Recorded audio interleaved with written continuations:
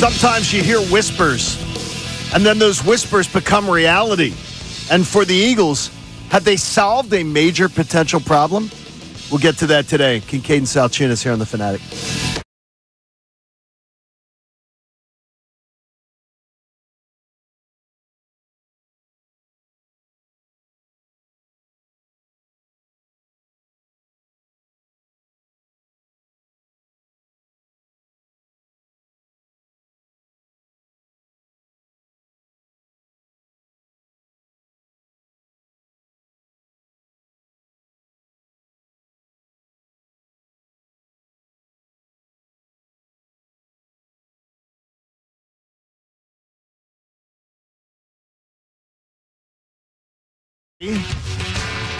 Andrew's down in Clearwater, Florida. I'm here in the studio. Connor is in Andrew's seat. Morning, Connor. Morning, Johnny. How you doing? Doing well, buddy. Happy anniversary, buddy. Yeah, happy anniversary to all of us here at the Kincade Salciunas team. So every once in a while you get word of something or a whisper of something, and you'll share it with the audience. And last week, I shared that a well-placed source in Athens, Georgia, said there was going to be another dog joining the kennel this week, within a week. Well, it happened yesterday. Aziz Ojalari. I heard some of this Philly fun yesterday with people trying to figure out a fun name. How to say it. Aziz Ojalari. Ojalari. It's not that hard. And Ojalari is now a Philadelphia Eagle. A 1-year, $4 million deal. Another Georgia player. Connor, you got to help me connect the dots. He had 6 sacks last year.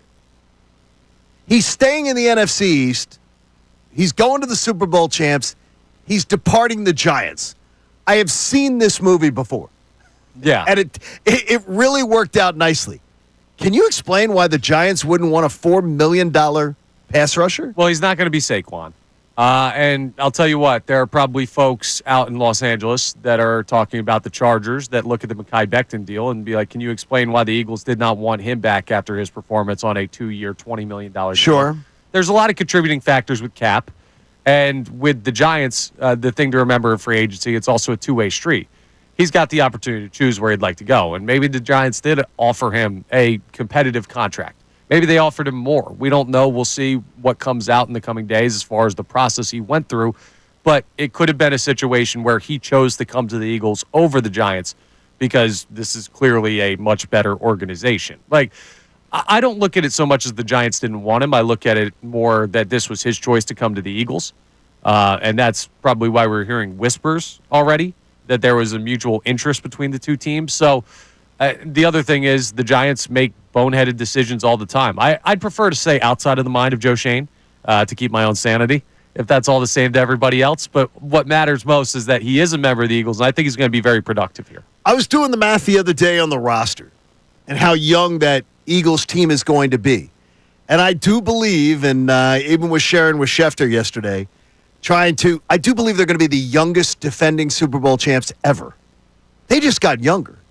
Ojalari's 24 years old. And he has 22 sacks. This isn't some sack of potatoes guy. He's averaged 5.5 sacks per season over the seasons. But he has 22 sacks in 46 games and 37 quarterback hits.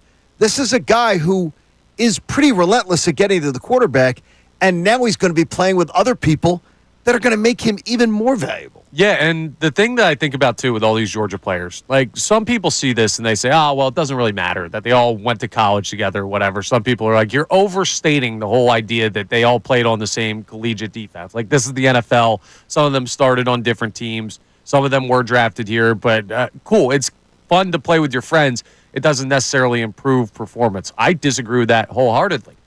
Like, you'll see, if you look deeper into, and the Eagles put out some great content on behind-the-scenes stuff on their players, how guys like Nolan Smith and Jalen Carter and Jordan Davis and Keely Ringo and Nakobe Dean, these guys all interact with each other when they're not at the facility or Correct. When they're practicing and just having a good time.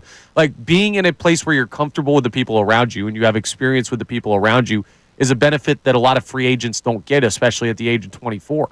Like, in any other situation, Ojalari goes to. He probably knows nobody on the team. He may have played against them, but he doesn't know them like personally. He doesn't know how they like to operate. He doesn't know where they're going to be on any given play. And now he's going to be in a situation where he has this muscle memory with the players around him. I think it's a great fit. I think he's a solid player with upside. I think it's a great move by the Birds. Brendan Gunn's in Connor's chair today. Do you think, too, that the idea that we've seen Vic Fangio talk about the Georgia players and how quick they are in the uptake, that you then just start shopping in that aisle, even with free agency? Yeah, I don't hate that idea at all. You're bringing guys to get a comfortability factor with knowing guys. They're going to go out there on a new team, so having that ability to go out there and know the guys you're already playing with, know how they play, that's only going to speed up the process of him being able to get out there. 6.5 sacks last year, I believe, so I don't expect him to set the roof on fire or anything, but he's a great addition to this team. You had 6.5 sacks to this Eagles team. I mean, we've been very pleased with guys getting 6-7 sacks a year. Yeah, I'm comfortable with that, especially what you're paying him. I mean, absolutely. You're not breaking the bank. So it's one of those. This is why everyone needed to take a deep breath when they were losing guys, because Howie Roseman's not just going to roll into this Eagles season without players at positions. They may not play out the same way as guys like Brandon Graham and Josh Sweat did, and we'll talk about that later. But there was no way that a guy as competent as Howie Roseman was going to sit there and watch a Super Bowl winning team take a major step back. How excited are you about the move for Azeez Ojalari? Azeez Ojalari. That's the name. Got to get used to it. Hopefully it's just going to be, I don't know if we're going to have some nickname for him. He didn't have some easy nickname. The Big O? The Big O. I think that one was taken a couple years back. Yeah, I don't know that can work. But if you're interested in it, you can text us at 610- 632. Yeah, 0975. 610-632 0975. Got to get used to that again. Lane Johnson did some math yesterday. He got more cash, Connor, but the Eagles have a better cap situation than they had yesterday. I know you're not good at math. We're going to get into that a few times today. But that doesn't make sense to me still how it all works. Well, paying him more on the back end of the contract and moving around. When you restructure the numbers, you can also restructure the payment. So you could say, okay, well, you were scheduled to make this much this year. We're going to reset your deal so that you're scheduled to make more over the length of the contract, or maybe even more this year, but we're going to convert cap room to something. Like, there's all these different intricacies of what counts against the cap, what doesn't, when you can push salary to how guaranteed money works. And I'd be lying to you if I said I understood all of it, but I know that the Philadelphia Eagles and Howie Roseman have a great handle on it. So this is one of those pay no attention to the man behind the curtain type of situations. Howie knows what he's doing. Lane Johnson always is comfortable with restructuring for what's best for the Eagles. And also sometimes this is what's best for him, too. He's making more money because of this. He's getting more money up front. Like, that's the right thing to do. It's the right way to handle one of your best players. Put it away. I wonder, too, if with the Lane Johnson deal now, like, is this the last one? How much longer can Lane keep going? I mean, this is going to – they have to now – he's got to play 25 and 26. He's got to play this year and next year. Yeah. He has to. And then it's pretty much dummied up. It tells me the restructuring in this deal sort of tells me that 26 is it. Now, he's on record saying as long as they cut the check, I'll play. And Jason Peters fully endorsed that move. And the Eagles have a couple of these guys where it's just like they're here forever. Jason Kelce walked away playing at a peak level. Brandon Graham, if he walks away, which it seems like he's going to, is walking away at a pretty darn high level. Fletcher Cox walked away at a very high level. Like, I don't see Lane Johnson taking a major step back in productivity. So if he wants to keep playing and keep making money, I don't know if he's only got 2 years left. I think he's got more than that. That's unbelievable. When do you start thinking about the plan to move on from him? Now. Yeah, you have to get a guy in here that can be his apprentice. Yeah. Like, I said it last year that I thought they needed to draft his apprentice. Right. That they need to do that, like they did with Jason Kelce. I think they need to do that. So we'll talk about that, of course, as we get closer to the draft. Connor's in for Andrew today, and Brendan Gunn's in for Connor in his seat. Little musical chairs today. Connor says that he isn't good at math. But when it comes to the Eagles, he thinks 1 + 1 = 1. Connor's bad math could end up being a good thing. It's Kincade Salciunas, 97.5 The Fanatic. We want to hear from you, so text us at 610-632.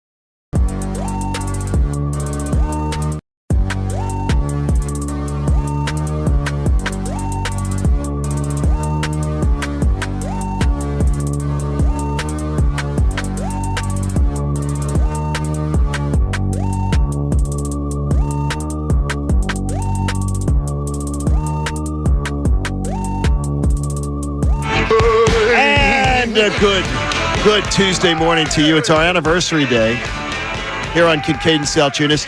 My partner will join us live from Clearwater. Yes, he will. Coming up around 8:30 today. We'll have a chance to talk with him. Was yesterday the day he talked to Charlie Manuel, or is that today? It might have been last night. I'm not sure. So we'll get an update on that. We'll get a little update on that. And I saw that Christie and Cooper went with Andrew to the game. So hopefully they had a great time. Phillies ran it up yesterday, didn't they? Yeah, it was I'm telling you, I feel pretty good about what I've seen in the spring. I mean, yeah, I don't take any type of stock, like 0% okay, stock. If the entire lineup wasn't producing in the spring, you wouldn't take anything from that? That wouldn't worry me one bit. Really? Like, we talked to Jason Stark on the Phillies Hot Stove show. Okay. And when Ricky Batalco and he was telling the story about Trey Turner doing the automatic challenge on his boy Max Scherzer. Well, Scherzer threw that fastball so middle because he was trying to throw a ball down the middle so Trey Turner could hit a home run. Like, that is what one of the most competitive pitchers in the game I don't think that's common, though. No, I don't think it's common, but like once you have one guy doing it, like spring training is a sham. It's a couple month-long stretching program. Oh, I'm telling you, it is a country club. Yeah. Having been at enough of them, spent 20 years going to spring training, 2 different weeks, and it's a country club. Yeah, it's Jeff Francoeur told the story on here when I know he snuck off to play golf. Right. With Tiger. It's a stretching program that masquerades as baseball games, and that's totally fine because that's what it should be. But no, I don't put too much stock Okay, into you it. don't put too much stock in it, so you're probably not going to take too much stock in this. I would think that in spring training, you're trying to get your lineup set. You're trying to set some standards, get people comfortable. I'm always hearing about guys got to be comfortable where they're at. Well, for some reason, after an off season where the president of the club, Dave Dombrowski, talked about the fact that the approach at the plate was horrible for his team and needed to be changed and needed to be addressed, and that the leadoff situation, he led us to believe it's not going to be Kyle Schwarber. Yesterday afternoon, here's Kyle Schwarber batting leadoff again after Turner the day before and Schwarber the day before and Turner the day before. What are we doing? What are we doing? Are we committing to something or are we not? Doing the smart thing. No, but what I'm going to tell you is then I don't want to hear from anyone that's like, well, it's really important for a baseball player to get comfortable with where they're at. Because for Rob Thompson, it's obviously not comfortable. Well, these guys don't need to get comfortable. They both batted leadoff a significant amount of their career. Kyle Schwarber has done it for years here in Philadelphia, and he did it a little bit sometimes with Chicago, like where he tried it with Joe Madden. And Trey Turner has batted leadoff with Washington. He batted leadoff with the Dodgers when he was out there. So you have 2 veteran players. And the important thing is when they tried this with Trey Turner in his first year, they tried it for 14 games? Yes. And he was absolutely terrible. Rob bailed on 14 games on a guy who was a career, 295, 300 hitter. I got you, but he was What are you doing? He was that bad that you had to figure something else out, and the team was sliding. So what you're doing now is you're saying, okay, well, if this Trey Turner thing doesn't work out, what's our backup option? It's Kyle Schwarber at the leadoff spot. So you don't want to totally go away from that case you need to go back. But if it's Trey Turner, we don't need in spring training when it doesn't matter. You're telling me it doesn't matter. It doesn't. Then he should be batting leadoff every game. Don't you want to build that confidence? What? I mean, come on. What confidence are you building? Like you need to go. It's Trey Turner. It's he not hasn't done Bryce it in a Harper. couple of seasons. Like he needs He to has go not out there and played get the with reps. confidence. For 2 years, he has not been confident at the plate. I got you guys. And you've got dudes that are major league pitchers trying to throw meatball fastballs to him because they played on teams together. You're not going to build confidence from batting leadoff in spring training. No, but against minor league. If you see Schwarber going out there, doesn't that thought creep into the back of your mind? Like, hell, if They're I not stink committed again, to they're me not batting. committed to me. Why would you do it? Like the thing is, Connor, what doesn't make sense is why are you doing it? If the president of the club has spoken about the fact that we're going to look, we want Trey up there, see what Trey can create, because the base paths are clogged with Kyle Schwarber on them. I got you. And So then what are you doing if the games don't matter and you're saying it's something? Put Trey Turner there and let him be there and see how it looks. you're working on the contingency plan. You always need a backup plan. And these I games. thought you said you already knew that this could work because you've seen it before. We've seen it for 3 seasons. I got you. Burn the But ships. That's why, no, you don't burn the boats on a leadoff guy that was terrible last time he batted leadoff for you. What you do is you He trust. didn't get a chance. He got 14 games. That's ridiculous. Okay. It's 162. You are the person who always says, always, and Gunnar will back me up on this. It's 162. It's 162. Yeah. The 14 games of Trey Turner was an abysmal, I'm panicking. I'm Rob Thompson. I'm nervous. Got to make the panic move. This is a guy who is an all-star, right? You say one of the better shortstops in the game. He wasn't that year. He was terrible that whole year. Like, even after the standing ovation, he had like a 2-week pop, and he had the worst season of his professional career. So Rob Thompson made the right move moving him after 14 April 20th. games. Well, For God's apparently sakes. he saw something that made him think that Trey Turner was not coming out of that slump, and he didn't. So he was right.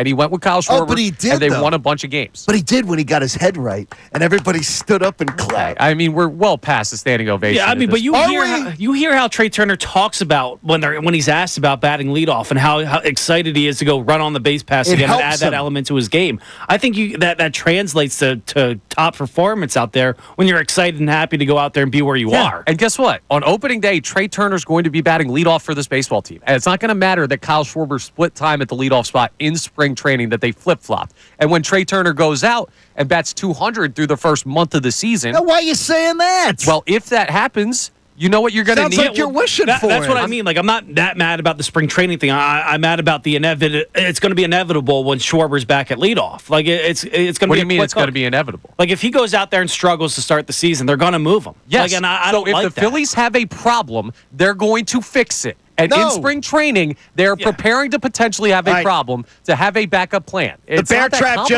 trap just snapped.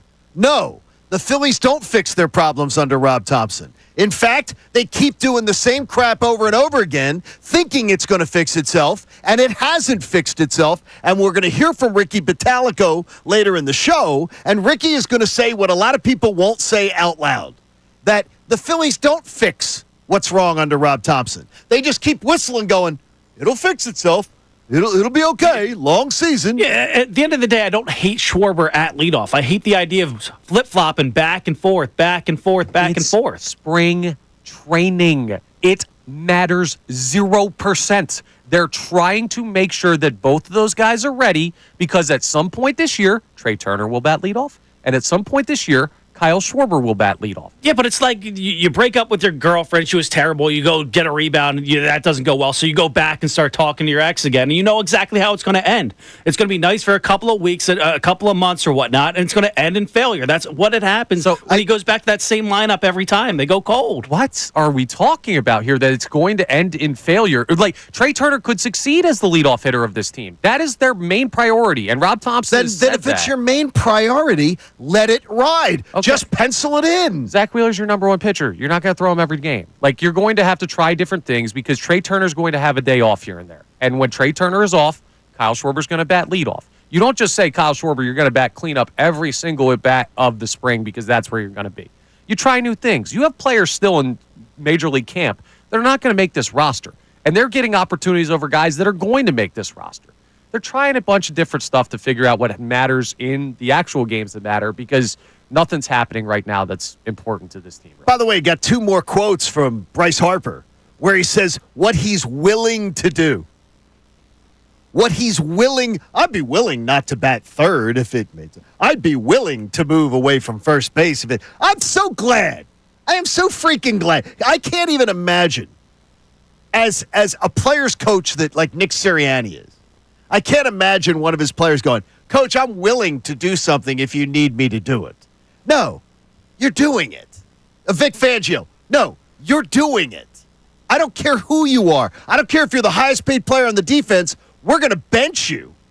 I'm not even going to play you. You're not even going to dress for the Super Bowl. But we have Bryce Harper. Well, I'm willing to not bat third. Bryce Harper shouldn't bat third. Listen, Saquon Barkley was willing to sit out the final week of the season. He could have. It didn't matter, though. No, I know. That doesn't. This matters. No, I got you. My point is, when you have a transcendent player, they do get say. Bryce Harper has 100% earned first right of refusal on what the Philadelphia Phillies ask him to do, within reason. It can't be, hey, I'm going to take a week off to go on vacation in June in the middle of the season. But if he's more comfortable in a spot, we're not talking about Brandon Marsh here. We're talking about Bryce freaking Harper, 2-time National League MVP, who is the face of this franchise and will be for a long time. Why does Ohtani bat at the top of the line?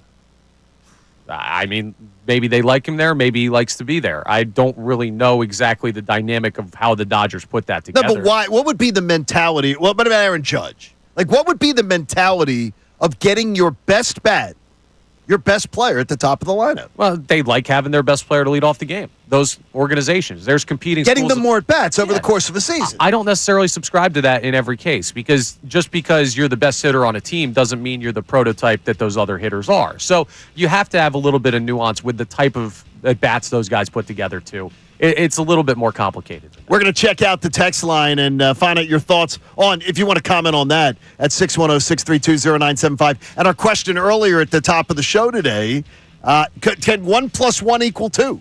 1 + 1 equal 1, as Connor said. See, I do math correctly. Can they have the Eagles fixed the defensive end position? Well, the Sixers were dealt another blow yesterday, and it actually helps them this time around. Kincade Salciunas here on 97.5 The Fanatic. Mike Missanelli. I feel there's going to be a little slippage.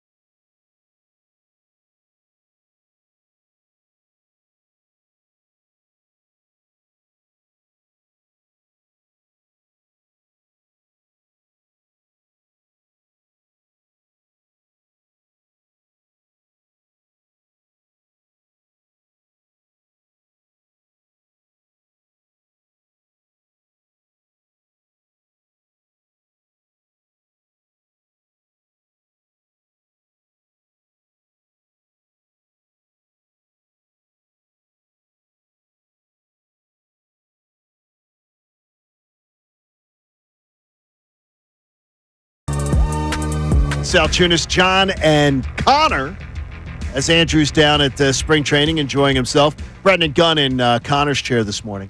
Paul George, according to Shams Charania, received injections in his left adductor muscle and left knee on Monday, and he's been ruled out for the rest of the season. He's expected to be out at least 6 weeks. Get a little choked up there. Yeah, it's just a tough one for the season. It is. I mean, Mr. Podcast will now sit back, and what a memorable first year for Paul George as a Philadelphia 76er. I'm going to defend Paul George for a minute here. On what? The fact that he has been playing through a lot of stuff this year, it seems, injury-wise, right?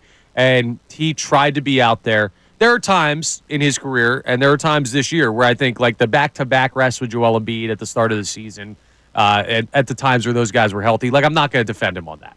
And the signing of a player that was injury-prone is something that that's the issue. Right, but that's not Paul George's fault. That's the organization's fault. No, that's them. To make that signing. And I will say that Paul George clearly is dealing with stuff injury-wise. Like, this isn't just a sham, no play on the name of the reporter. No, it's not. I don't believe it's not a sham shutdown or anything. Like, I think this is who he is. He's a broken down car on the side of the road, and you maxed him out for 4 years. Yeah, I hope he can get healthy, but I hope it's after the Sixers trade him with another team.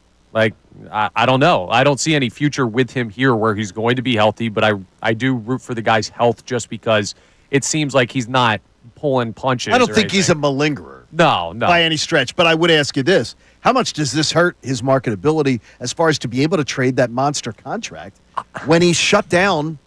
And this is serious stuff. Yeah, I don't think it hurts it because I think any team that looks at Paul George after this season, whether this shutdown happened, like whether this happens where he misses the rest of the season or not, everyone is looking at him as a damaged asset. Like everybody already was. I don't think this tells any story that we didn't already know about Paul George. And while this is the response from the team to make this decision medically or the team physicians, I don't think this is a surprise around NBA circles that Paul George is not playing for the rest of the season. So I don't think it hurts his value, but it shows you how low his value already was. Remember, you can always text the show at 610-632-0975. I got a personal text sent to me by Cousin Ryan, the fireman, on our own Connor Thomas on the Rob Thompson discussion. And Ryan's loves to spar with Connor. They love each other, though. And he says Connor has Stockholm Syndrome when it comes with Rob Thompson. I love you, right? But Stockholm Syndrome is one of those things where you fall in love with your captor and you're blinded by the idea that they're actually helping you. This sounds about right. The difference is Rob Thompson's holding of you has been playoffs and World Series. Declining every playoffs year. And NLCS. Division championship. Okay, the escalator is going down. We're heading down to the scary floor. You know, I do think it's important to remember, though, that we stunk for a decade prior to him getting here. I know it's going down, but it could be a lot worse. I mean, okay, in the past, but we also just one thing to balance that. We also did not have a fourth payroll in baseball, third payroll in baseball, second payroll in baseball his 3 years. I got you. Let's mention that because that's not something that Joe Girardi had. That's not something that the sucky managers had. He has a stacked lineup, tons of talent, and the fourth, third, and second payrolls in baseball. You like Charlie Manuel? You should win. Yeah, I love Charlie Manuel. Of course, so do I. Didn't he do the same thing with a similar payroll or where the league was at back in 9 and 10 and 11 with an incredibly talented team, backslided? Sure. Like, he's still looked at in the city as an outstanding manager. Well, because he won. Exactly. That's because look, when you win, Nick Sirianni, no matter how his story ever ends, he's still Doug Peterson in this town, and he's going to be loved with never buying a beer, never buying dinner. He's always going to be a hero in the town. In reality, Charlie Manuel won 2 more games than Rob Thompson won. Like, that's the thing. And that's a huge 2 games. And I'm not trying to rewrite the narrative that, like, oh, Rob Thompson's Charlie Manuel. I'm just saying we're very fickle with how the differences in 2 guys whose careers in the city seem pretty similar at this point outside of the ring are viewed. And I'm not trying to say, oh, okay, Rob Thompson is Charlie Manuel. Like, nobody take that this way. I'm just saying they're not dissimilar career paths outside of the biggest thing, which is winning that World Series in 08. Connor's lousy math was part of the show earlier. He said 1 + 1 = 1. Then he explained it on the defensive end position that maybe with the 2 additions of the past week in free agency, how he has solved Josh Sweat skipping town. We have anything on the text line? Yeah, we got one texter who's not too happy with the signing, actually. He said, I knew this was coming. We were going to downplay every single loss that we had from the Super Bowl team, and then we'd sign one average player, and everybody would be excited about it and talk themselves into their Josh Sweat. Is Azeez Ojalari? I'm going to respectfully tell our texter, you don't watch, as respectful as possible, you don't watch Giants football, but I watched this kid from high school at University of Georgia and then now in the NFL. Now, I don't watch him closely. I don't watch the Giants every week. But Ojalari is far from – when you get 6 sacks and his average 17-game average is 8 sacks, that is not a mediocre player. He, in fact, his average per the 17 games is as good, if not better, than Josh Sweat's. It's better. Now, the thing with... So I don't know where that comes from. Now, there's a smaller sample size when it comes to Ojalari. He's only played 4 seasons. His rookie year was dominant, and then he had 2 kind of downturns. He had 2.5 sacks, I believe, in 2023 before this past season. So he'll have quiet years, but he's also a young player. He's 24. He's at worst a league average edge rusher, and that's as a starter. And he's coming off his best season. He's an ascending player at this point in his career. And he's on this team. Yes. With this surrounding cast. Right, exactly. He's going to be in a place where he's comfortable because he knows the people he's playing with. He's going to be on a great defense where the secondary gives him time to get home. He's going to have a great offense that allows him to rest while he's on the sidelines. Guys, you need to understand something. There are NFL organizations that flat out stink, that don't put their players in best position to succeed on or off the field. The New York Giants are one of the premier stinking organizations. So you know what that means? It's harder for players to succeed there. So when they have average success there, or maybe above average success there, like say Saquon Barkley, and then they go to a winning organization and you see them set career highs in everything, like we literally just saw, that is a normal process in the NFL that logically happens when you get good players out of bad situations to great situations. And it's not like we've ever seen that again. Someone gets out of the swamps of Jersey, comes to Philly, and then just feels that their life has been the healing waters of Lourdes. It's changed. Hey, it's been 37 days since the Birds won it all. Is it just me, or has the fan base handled the afterglow completely differently than they did in 2018? Kincade Salciunas here on 97.5 The Fanatic. Fanatic Sports Update. Lane Johnson is here to stay. I'm Brendan Gunn with your Fanatic Sports Update. Yesterday, the Eagles and Lane Johnson reworked his contract, which gave the right tackle an $8 million raise over the next 2 seasons. Plus, it added another year, so Johnson is now signed through the 2027 season for the Birds. The Birds were not done making moves, though. Yesterday, they also agreed to a 1-year, $4 million deal with pass rusher Azeez Ojalari. Ojalari was a former second-round pick from the New York Giants in 2021 out of Georgia, and he had 6 total sacks last season for the Giants, so he is an ascending player joining this Eagles team. The Sixers, they fell to the Houston Rockets last night, 144-137 in overtime. The Sixers actually held a 21-point lead at the half, and then they allowed a 45-point third quarter and squandered that lead. They continue their road trip tomorrow against the Oklahoma City Thunder on the road as well.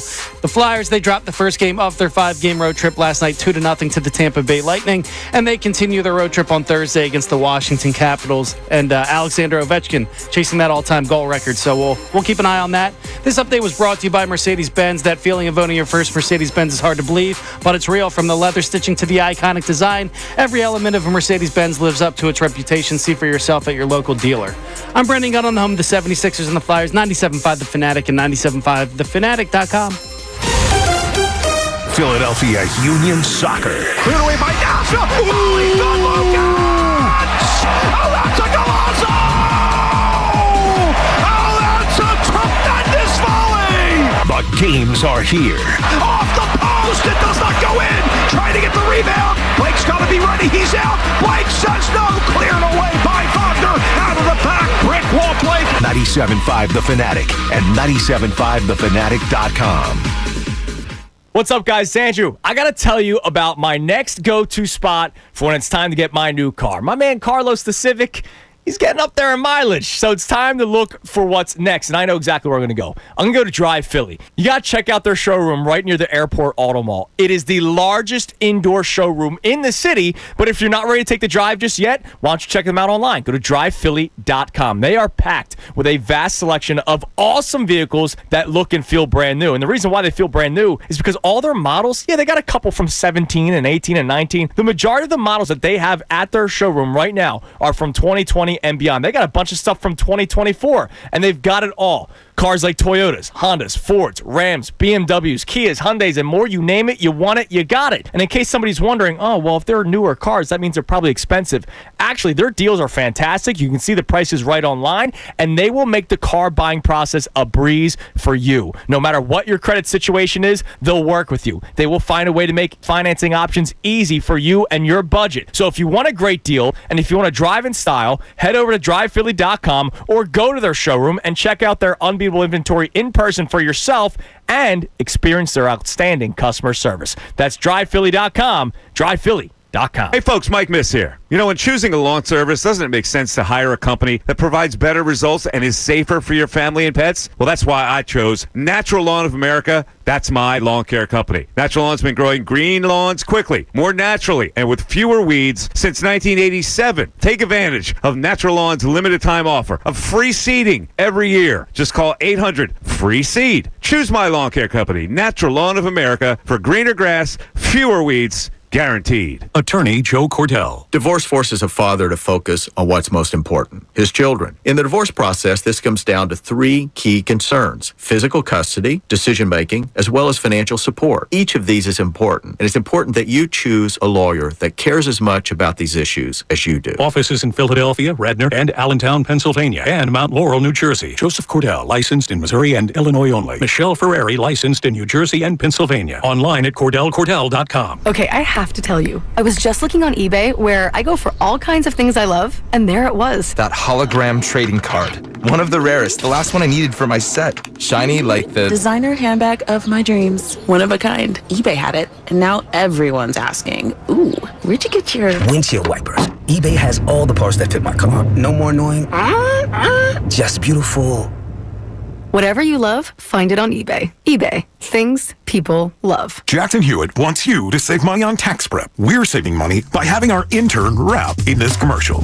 Don't stress, Jackson Hewitt's got expert tax prep, $149 or less. Yo, some tax guys lie about price. They got hidden fees, that ain't nice. Ain't nice. Don't ignore MC Kevin's rhyme, cause this deal's for a limited time. $149. For tax prep that's $149 or less, hurry into Jackson Hewitt today. No cap. Limited time offer for new clients on federal returns. Participating locations only. Terms at jacksonhewitt.com/149. Now, a 76ers update from 97.5 The Fanatic. It's not good news for the Sixers, but it was not unexpected either. Paul George is consulting options to take care of multiple injuries that have been plaguing him throughout the year. So part of the watch this week for the Philadelphia 76ers is going to be the status of one of their other star players. We know that Joel Embiid season.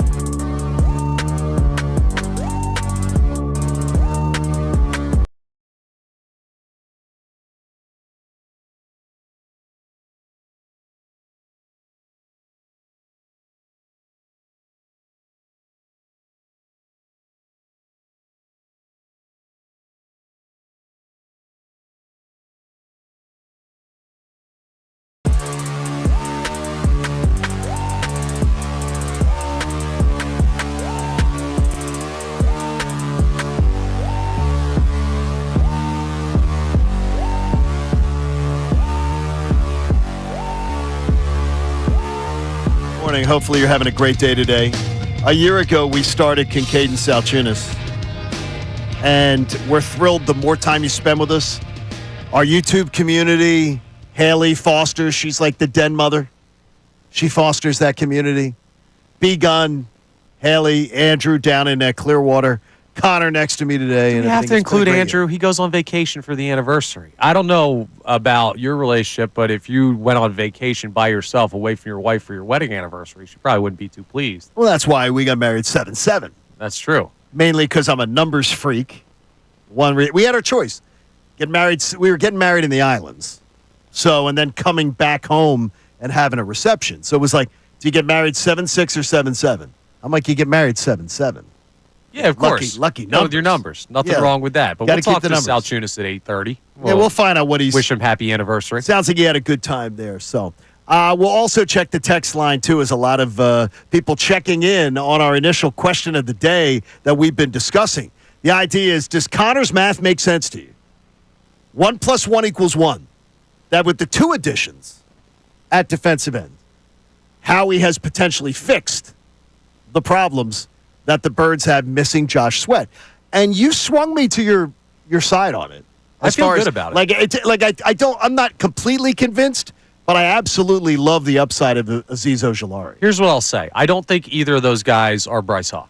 Like, I don't think either of those players are coming in here and going to be a zero impact guy. Now, the thing with Josh Sweat, the guy that we're talking about replacing in this 1 + 1 = 1 scenario, sure, there were points where he disappeared too. I'm not saying that you're getting 2 all-pro players, but I'm saying that between the 2 of them and what they're going to give to this Eagles defense, your edge rusher position is not disadvantaged compared to last year. And the other thing I'm accounting for in this too, because people are going to be like, what about Brandon Graham if he retires, which it seems like is going to be the I think that's scenario. the case, right? Like, we can live under that assumption that Brandon Graham is going to hang it up. Well, you have to look at the year that was projected, right? Brandon Graham had a great year last year, but going into this season, even if he was back, you'd be crazy to assume or expect that level of production again. And he could do it because he's an all-time Eagles great.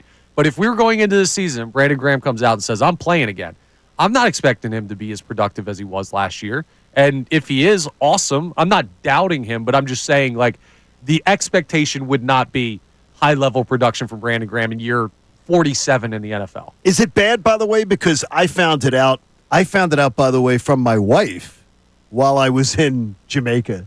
That because I don't carry my phone, and she said they just said that Brandon Graham got injured again in the Super Bowl, and I found that news from our show. Dude, that was wild because Derek Gunn said it to us, and I was sitting in the seat you're in now, and me and Salciunas looked at each other, and we're like, "Is that breaking?" Okay, like, that is anyone? breaking. Yeah. And the thing is, though, to me, that makes me though. Is it a bad person to say? Then that means I would be totally out on Brandon coming back next year. I mean, the same injury twice. I think I'd be out on him coming back. I don't disagree with you. Because I'd be afraid of making that commitment, and it's going to be a, $7 million commitment, $6 million commitment, and a position, I wouldn't do it. I would question the player more than I'd question the Eagles. Like, I'd question Brandon Graham, like, hey, buddy, at this point, why are you still doing it? Like, you can as long as you want. And we would not say no to a Brandon Graham contract even if we'd have questions. But I definitely would have questions. If I was sitting across the table from Brandon Graham and he's like, yo, Connor, I'm coming back. You're like, why? Like, I love you, buddy, but you got a career in media coming. Just go do that, buddy. Take care of yourself. What do we have on the text line there, Brendan Gunn? Yeah, let me get one up for you guys. We got Joe the Cynic checking in on our Phillies conversation. He says, Thompson adjusting the lineup cracks me up because I'm willing to wager as soon as there's a skid, Schwarber goes back to the leadoff spot. It's the same thing every year. Yeah, I mean, I'm telling you, I don't dig it. I don't dig it. Here's the thing. Different conversation if we're 2 weeks into the season and Trey Turner has however many games they played. Let's say they played 10 games. Trey Turner's bat laid off 5 times and Kyle Schwarber's done it 5 times. Then we have this conversation. Absolutely. Okay. And I don't think that's unfair. Yeah, but what I think this is they're using spring training games that they don't necessarily need for veteran players, besides getting them stretched out, which we were in agreement on in the first segment, that it's country club. It is. That they're just using this to develop their contingency plan, and we will see how committed they are come regular season. You're listening to WPN and WPN HD1 Burlington, Philadelphia, Beasley Media Group station, broadcasting live from the Comcast Business Studio, powering possibilities. Connor in for Andrew, Brendan Gunn in for Connor, and, of course, Haley taking care of everything on the YouTube side on Kincade Salciunas. It is as we begin this hour of the show, is it just me? And many times in life when I ask that question, Connor. The answer is yes. Connor will say it. Is the majority, so I'm saying 51% or 50.1% of the Eagles fan base enjoying this championship afterglow a little less than the last one? Because it seems like every discussion around the Birds seems to be a little more frustrated in tone, indecisive in tone, not liking the plan, and they just won a Super Bowl. They're going to be the youngest defending Super Bowl champs this century. The future couldn't be more bright. You're loaded up with draft picks. Your star components, as we did the game last week, your star components are there and in place. You didn't lose a star in Josh Sweat or Milt Williams. They weren't stars. They played like ones in the postseason and specifically the Super Bowl, but their full tenure here would suggest no. So, to me, does it seem that people aren't as pleased? Yeah, and I understand it. Okay, give it to me. So, this is not Connor Thomas saying this. This is Howie Roseman. Well, who's saying it? This is Howie Roseman who said this, the example that I'm going to use. Okay. He compared it. Now, I would never do such a heinous thing. He compared it to the first time he had sex. He did. And if we're using that example, winning the Super Bowl the first time, it's special. That's a special moment, one you're going to remember for the rest of your life. And then the second time he said, it's more fun. You can actually enjoy it a little bit more. But at the same time, the second is never as special as the first, right? In anything in life, we're kind of getting to the point where we're not used to winning the Super Bowl, but you kind of had to expect the reaction was going to be different. There was going to be a little less of a, we won it all. Like, it wasn't the first one, so it's going to be a different reaction than the last time they won it. We're going to need a different analogy for Brendan Gunn. He's a little glazed over. I'm telling you, it's going to be special. That's all. We talked to you about it off the air. It's going to be special. When you finally do, one day it's going to be special. But I mean, to me, it does seem like people have, at least in my mind, moved on. The conversations I have with people seem to be that they've moved on from the championship much faster towards next year. I'm glad you put this on the show sheet because this has kind of been a thought in my head where I was too scared to say it out loud because I'm Let me say the stupid thing first? Is that what it is? Yes, exactly. But I've been one of those guys where it's like this doesn't necessarily, it's still a high of all highs, right? But it doesn't feel the same to me as last time because I'm so focused on the future because they are the youngest Super Bowl winning team. Like, I don't want to bring up the D word, but like there's ideas of multiple in my head. And it doesn't help when the players come out like an A.J. Brown 2 days after the Super Bowl and was like, I thought this would feel great, but I'm on to next year already. Jalen Hurts with that mindset, next year, the next best thing. I think that kind of translates over to the fans a little bit where you're like, damn, I do want to win again. And last time it was the whole press tour. Nick Foles was doing a book tour. Doug Peterson was doing a book tour. They were living in the glory. I think we were all living in the glory last time. This time going forward, I want to win with these players. Like, I'm on to the next one already. That's a really interesting way to look at it that a perspective that I didn't think of. Last time, the players and the coaches bathed in it more. And certainly the city did. The fan base did. I think there was such relief. And you guys, no matter how big of fans you were, you can't imagine what it felt like to my generation to finally see it. It was the relief of all reliefs. I felt more joy them winning this Super Bowl than I did the first one. The first one was more of this giant exhale of just stress and relief that I finally saw it happen. This one was pure joy. And that I'm seeing a second one. To be able to have that. On top of that, even further, like B-Gun's right with the idea of looking towards next year. When the team won in 17-18, that was a miracle to a lot of people, not just because we never thought we'd see it. Yeah, exactly. You have a backup quarterback. You had a bunch of veteran players in here on short-term deals, guys like LeGarrette Blount and Chris Long and Ronald Darby, and you look on the outside, Patrick Robinson, all of these guys that were, God bless you, Patrick Robinson. Yeah, right? My goodness. What a season he had. But there was no, Patrick Robinson's the guy for the next 10 years, like there is with Cooper DeJean and Quinyon Mitchell. There was no Chris Long's going to be here forever, like you see with a guy on the defensive line like Jalen Carter or Nolan Smith. This feels more sustainable. You can look towards, hey, we have the opportunity to go for two, so maybe we bask in the glory of one less. Are you guys, do you fall into the 50.1%? Are you enjoying this? You said it. You're enjoying this one like a little less. Yeah, 100%. Because you're already looking towards 2025. What about a 2025 season? It's weird because my life's very different. So I can only see things from my personal perspective. And for me, I wasn't in the industry when they won the first one. And obviously, but what did you feel as a fan? I felt absolute elation when they won. And it was the surprise of a lifetime, the way that they did it. And the fact that they did it at all because it didn't feel real, and I'm sure that was magnified for anyone who had been around longer than me and had seen more years of losing football by the Birds. Yeah, I celebrated it more, but I also was able to kind of sit back and take some time off from thinking about the Eagles because I was working in mortgages and I didn't have to talk about them every day. You didn't get the opportunity But you did, to talk though. about. Of course I did. But You know he did. now, too, being in the industry, my next thought is like, okay, how does this sustain so we get to do this again next year? So we have great stuff to talk about in the off season. So I'm a little bit hungrier this time around for the next one. And the whole new norm thing that Doug Peterson said back in 2018, yeah, we loved it because it was a cool thing for him to say. But when you look at that team versus this team is definitely in a better position to continue that level of success. You want to share your thoughts on that? How are you consuming this one? And how is it different than how you felt in 2018? You can text us at 610-632-0975. Because usually a championship means you get a honeymoon period afterwards from being questioned and otherwise. But I'm wondering if myself, do I have a loser's attitude about that? It's Kincade and Salciunas on 97.5 The Fanatic. Tyrone Johnson. We can't be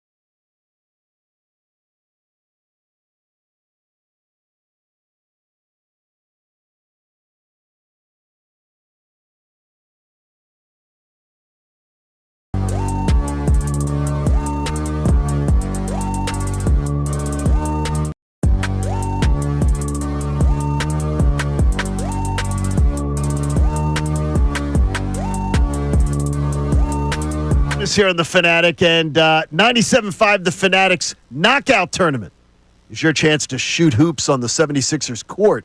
Coming up on Wednesday, March the 26th. We are 8 days out of knockout, and you could be the one to knock out Connor, maybe, take care of Andrew Salciunas or Haley, because Haley's been talking a big game. Here's how you win.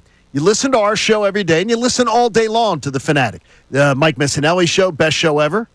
And you're going to get a keyword.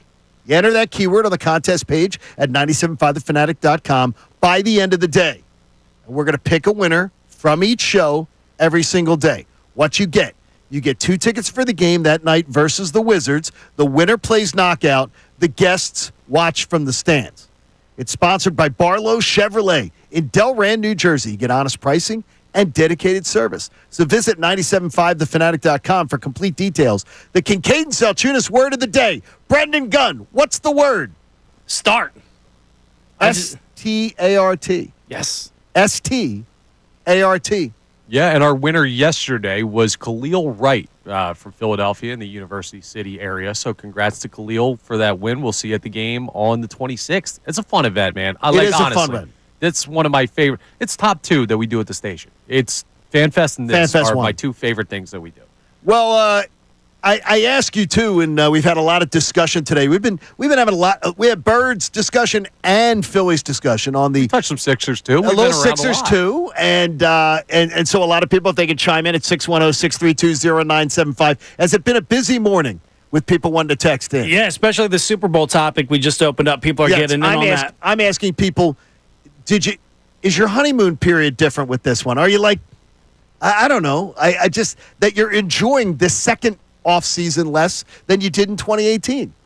Yeah, we got somebody checking in, Johnny, saying, I'm happy we won, relieved even, but secretly I'm still PO'd because we should have won the first time. So this one was like a revenge tour, getting even. It wasn't that elated joy of the first one. All right, are we becoming a fan base? And by the way, I am not saying this in a bad way, but are we actually becoming a little bit of bravado, a little bit of strong backbone, a little arrogant fan base? Because to me, if we are, I fully endorse it, and I love it. We're going to be the youngest defending Super Bowl championship squad out there. The roster is stocked with talent on both sides of the ball, with the best general manager in the game.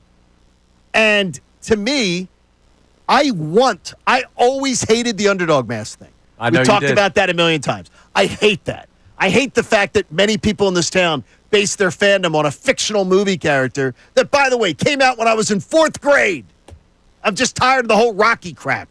I want us to have the bravado to say, we're supposed to be good. We've got a great team. Now we're supposed to go kick people's asses. I want that. That's exactly what I've been hoping for a long time. And I'm starting to hear it. And I got to tell you, it's making me smile. Yeah, that's kind of the point that I was trying to make, and I think Brendan was touching on with the opportunity to do this again this coming season, or at least for the next couple of years, like be in that conversation. I think we felt that in 17-18 because we were on the high of the first championship, but this year it is much more viable to expect this team to continue to be successful at that level. And the fan base should recognize that. And we should feel chesty. Like, you should feel like you're the top dog because the Philadelphia Eagles are. Yesterday, we did the conversation about who's catching the Eagles. Who are you really concerned about in the NFC? It was a good discussion. There's, 3 teams, maybe? I think if you say that you're really concerned and you say Detroit, yep, the Rams, potentially. Yeah. And the Commanders? I don't know. Minnesota's there. Some will put the Commanders on the list. I don't think the Commanders are ready to hop, skip, and jump past the Birds. No. And I hate their offseason. I hate the way. You know what? The way they're spending money in Washington, it's very similar to how Washington spends money. It's not wrong. Spends our tax dollars. Very similar. Stupidly. And to me, it seems like the same thing. I was more worried about Washington when they walked off the field at the NFC Championship game than I am today. I am. I disagree a little bit. Okay, tell me why. I think that because last year, remember how they got to the NFC Championship game was Jaden Daniels and a lot of mercenary veteran contracts, and they were a talented team last year. They weren't close to what the Eagles were when it came to the matchup in the postseason. We knew that going into the game. Correct. Like, there was confidence in this city. But I think they are a better version of last year's team. I don't think they're building sustainably, but I think they are a more improved roster in the same type of frame that they were last year, which doesn't say, oh, Washington's going to be a problem in the division for the next decade. Like, it could be if they build this the right way. But I think they're improved over last year based on the talent they brought in. They're a little better in my mind, but they don't strike any fear at me, to be quite honest. Like, they're all 30 and above. Like, those guys could get hurt. You don't hope for that, but that's the way they built their roster. Laramie Tunsil's like in his mid-30s. Terry McLaurin's 30. Debo Samuel's 30. Austin Eckler's 30-something. Zach Ertz is 34. Like you look around at this team, yeah, they got a little bit better, but we're better already, and we're younger. And you talk about a quarterback in Jaden Daniels, yeah, he's going to probably be the next superstar. Sophomore slump's coming his way, so he's going to take a little bit of a figured-out process. He's going to have to answer to how the rest of the NFL answers to him. And you think about how young he is. Jalen Hurts is only 2 years older than him, and he's been in the NFL for 6 years. Yeah, I mean, the Eagles they're, I don't want to say heads and shoulders above, but we'll just go with heads above the Washington Commanders. I just look at that team and I say they have improved in the short term. Now, is it what's best for their organization overall? Probably not. But all I'm looking at is this season right now, and if you look at the additions of Debo Samuel and Laramie Tunsil, it's hard to look at that team and say they got worse from last year to this year. I look at both of those guys, though, Connor, again, as declining assets. Declining based on what they were. Oh, but not based on who they're replacing. The thing is, though, you're paying them as if it's who they were. No, and that's why the sustainability. That's the sustainability angle. But just looking at this year, if you're going to tell me you'd rather have De'Ami Brown than Debo Samuel, you're crazy. No, you're nuts. And if you'd rather have any of the guys that were on the edge on the offensive line for the Commanders over Laramie Tunsil, I'd call you crazy because the talent is better. Now, those guys aren't what they were. I'd love to have De'Ami Brown.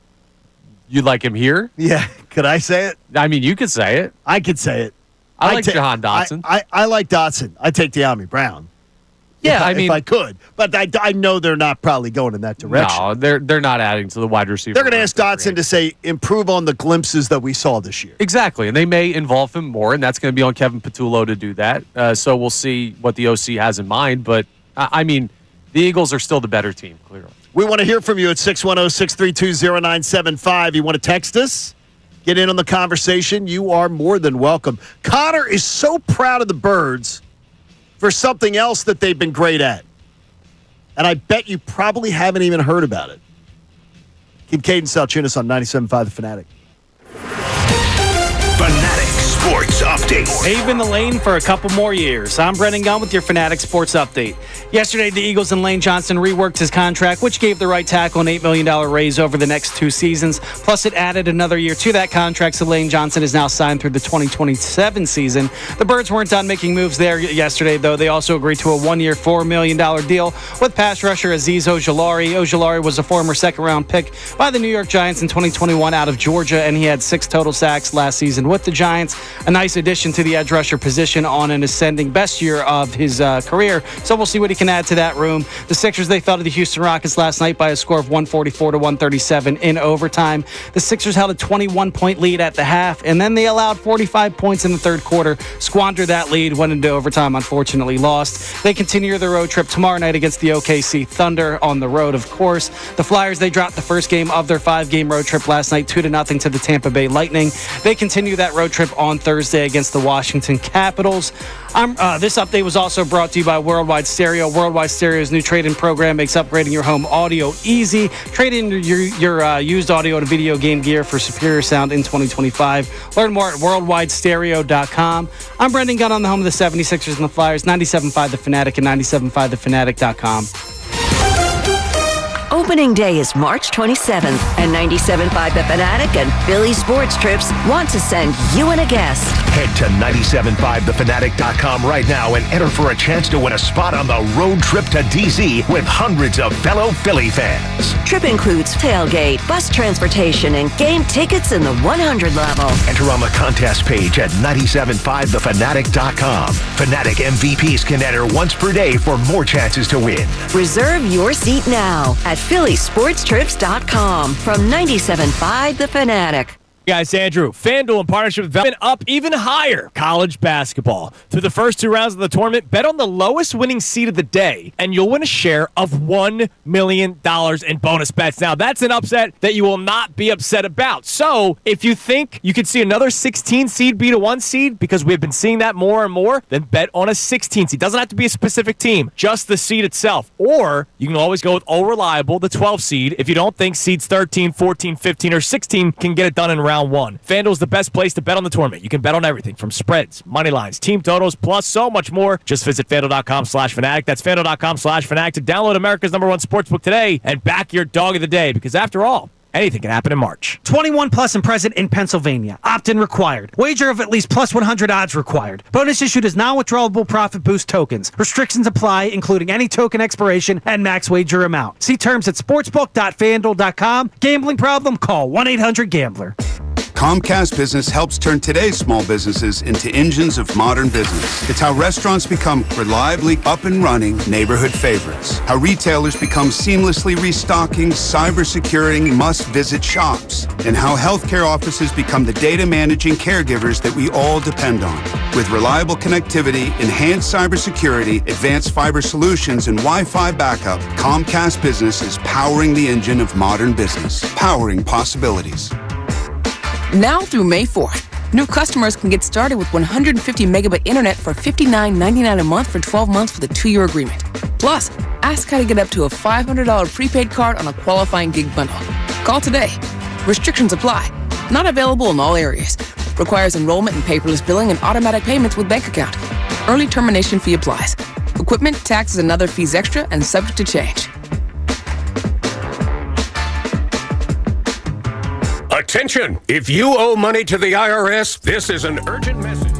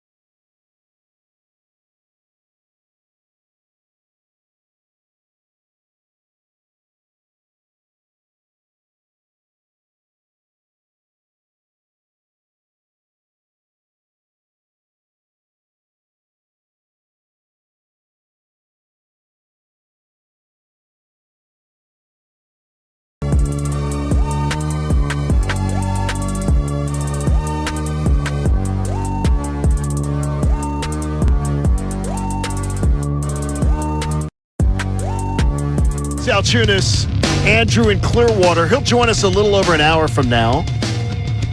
Brendan in Connor's chair, Connor in Andrew's chair, if you can keep it all straight. On our 1-year anniversary of Kincade Salciunas, we appreciate you and we love you. The afterglow of a Super Bowl, the afterglow of winning a championship, it seems to me like the majority of the fan base, so more than half, is enjoying this afterglow less than they did the first time. And as I said last segment, I don't necessarily think that's a bad thing. No. Because I've wanted for years for this city and this fan base to lose the Rocky and the underdog and all that. I want to be the favorite. I want a fan base that feels, as you say, chesty. Definitely. And I think if there's ever been a time in Philly history, this is the time to feel that way. Absolutely, 100%. We're in the best era of Eagles football in the franchise's history, and you should drink that in and enjoy it. And I don't think people are not enjoying this championship. Exactly. Just in a different way. So, John, you love hockey. Love hockey. If you scored an NHL goal, you would go nuts. It'd be unbelievable. Your celebration would be crazy. You drinks all night on John Kincade. It'd be great. What do you think Wayne Gretzky's reaction is when he scores goal number 600 in his career? Ho-hum. Yeah, you just move on to the next one. That's the thing. When you do it more often, you get a little more used to the feeling. So it's not that it's not exciting to do, but when you expect it or when it becomes more of a normality for you, you celebrate it in a different way.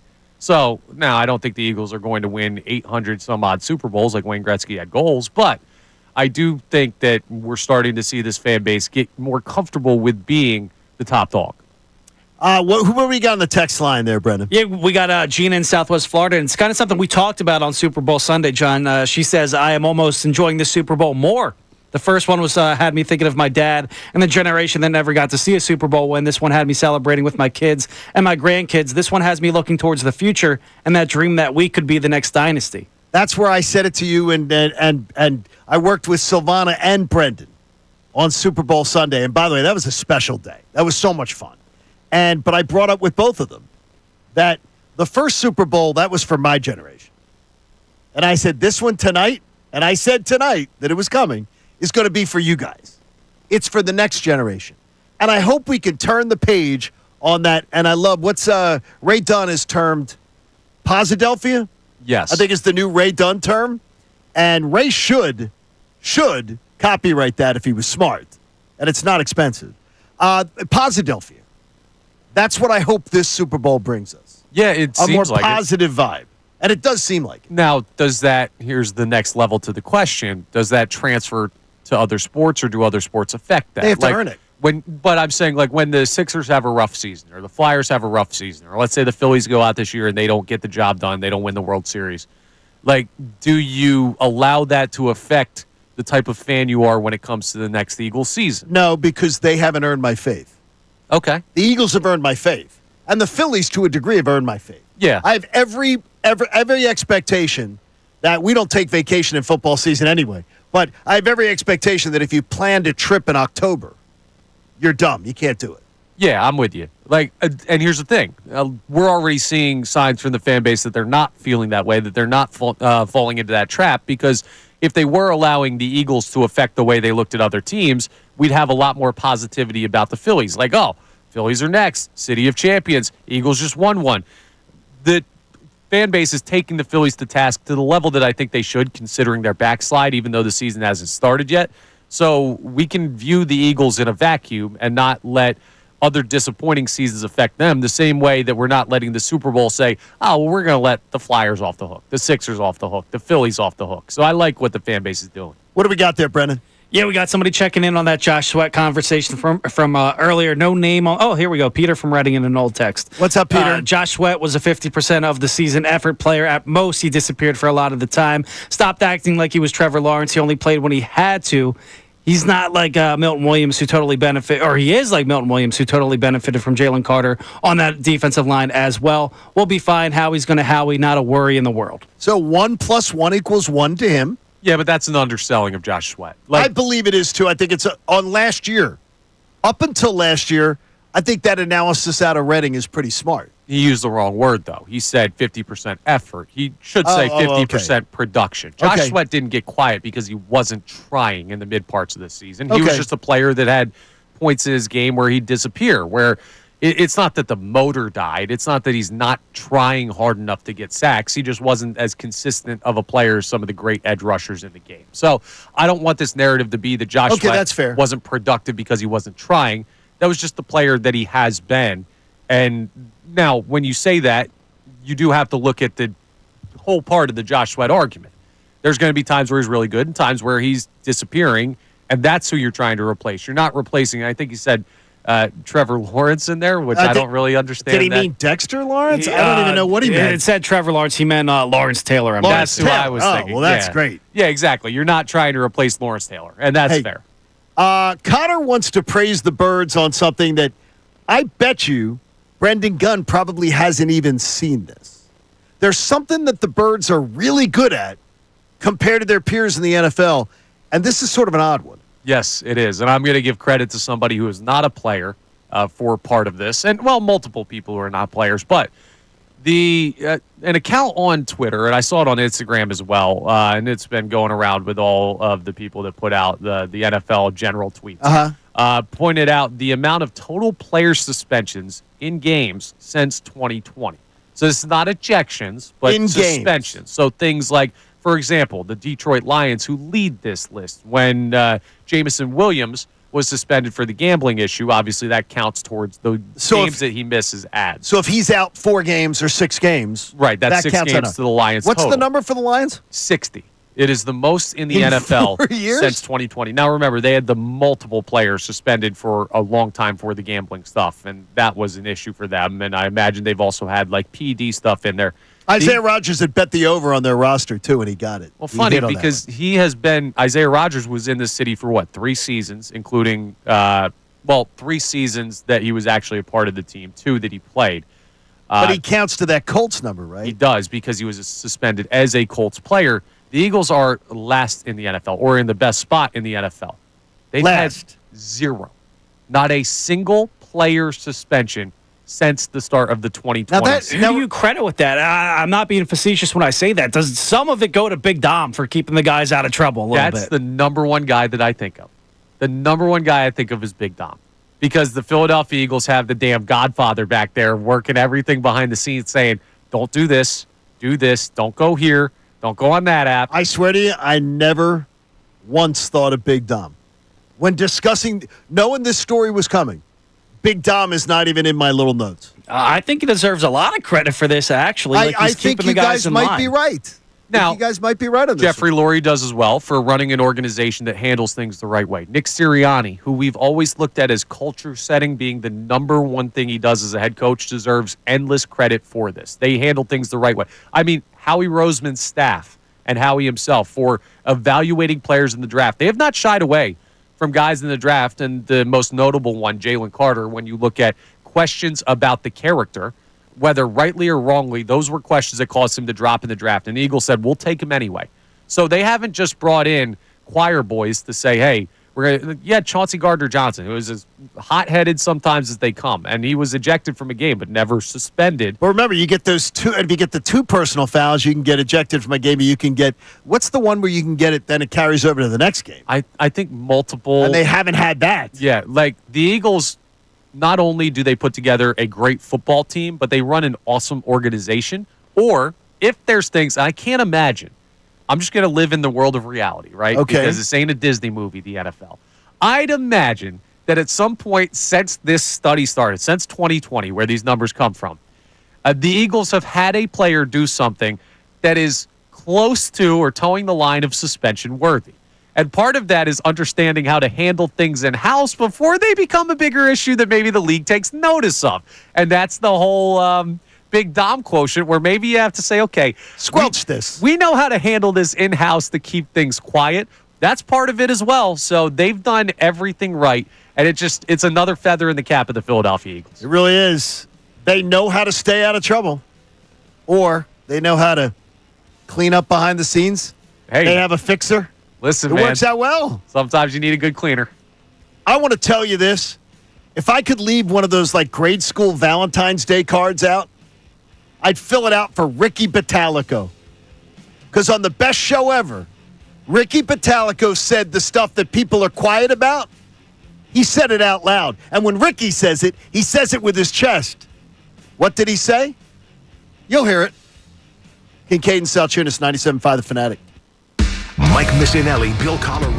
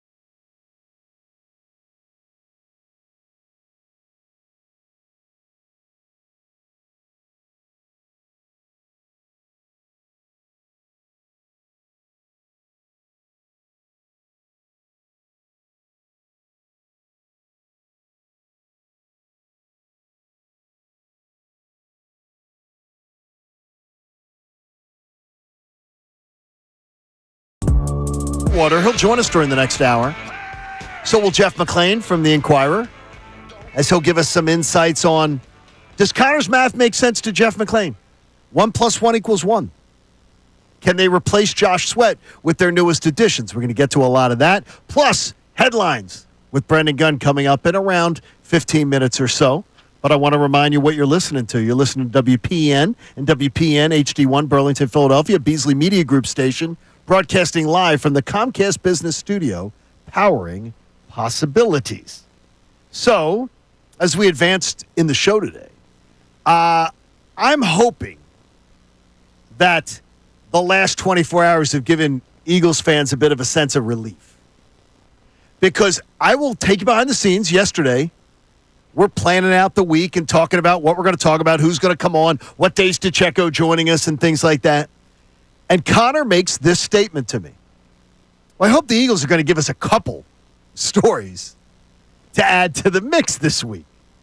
It'd be nice if they could contribute a little bit of content this week. And I said to him yesterday, I said, I don't know if they're going to do that or not, but we can always hope. Well, yesterday was a very, very plentiful day because one of the reasons is they've added to the pass rush impressively, I think, with Azeez Ojalari. And again, Azeez Ojalari. It's not hard.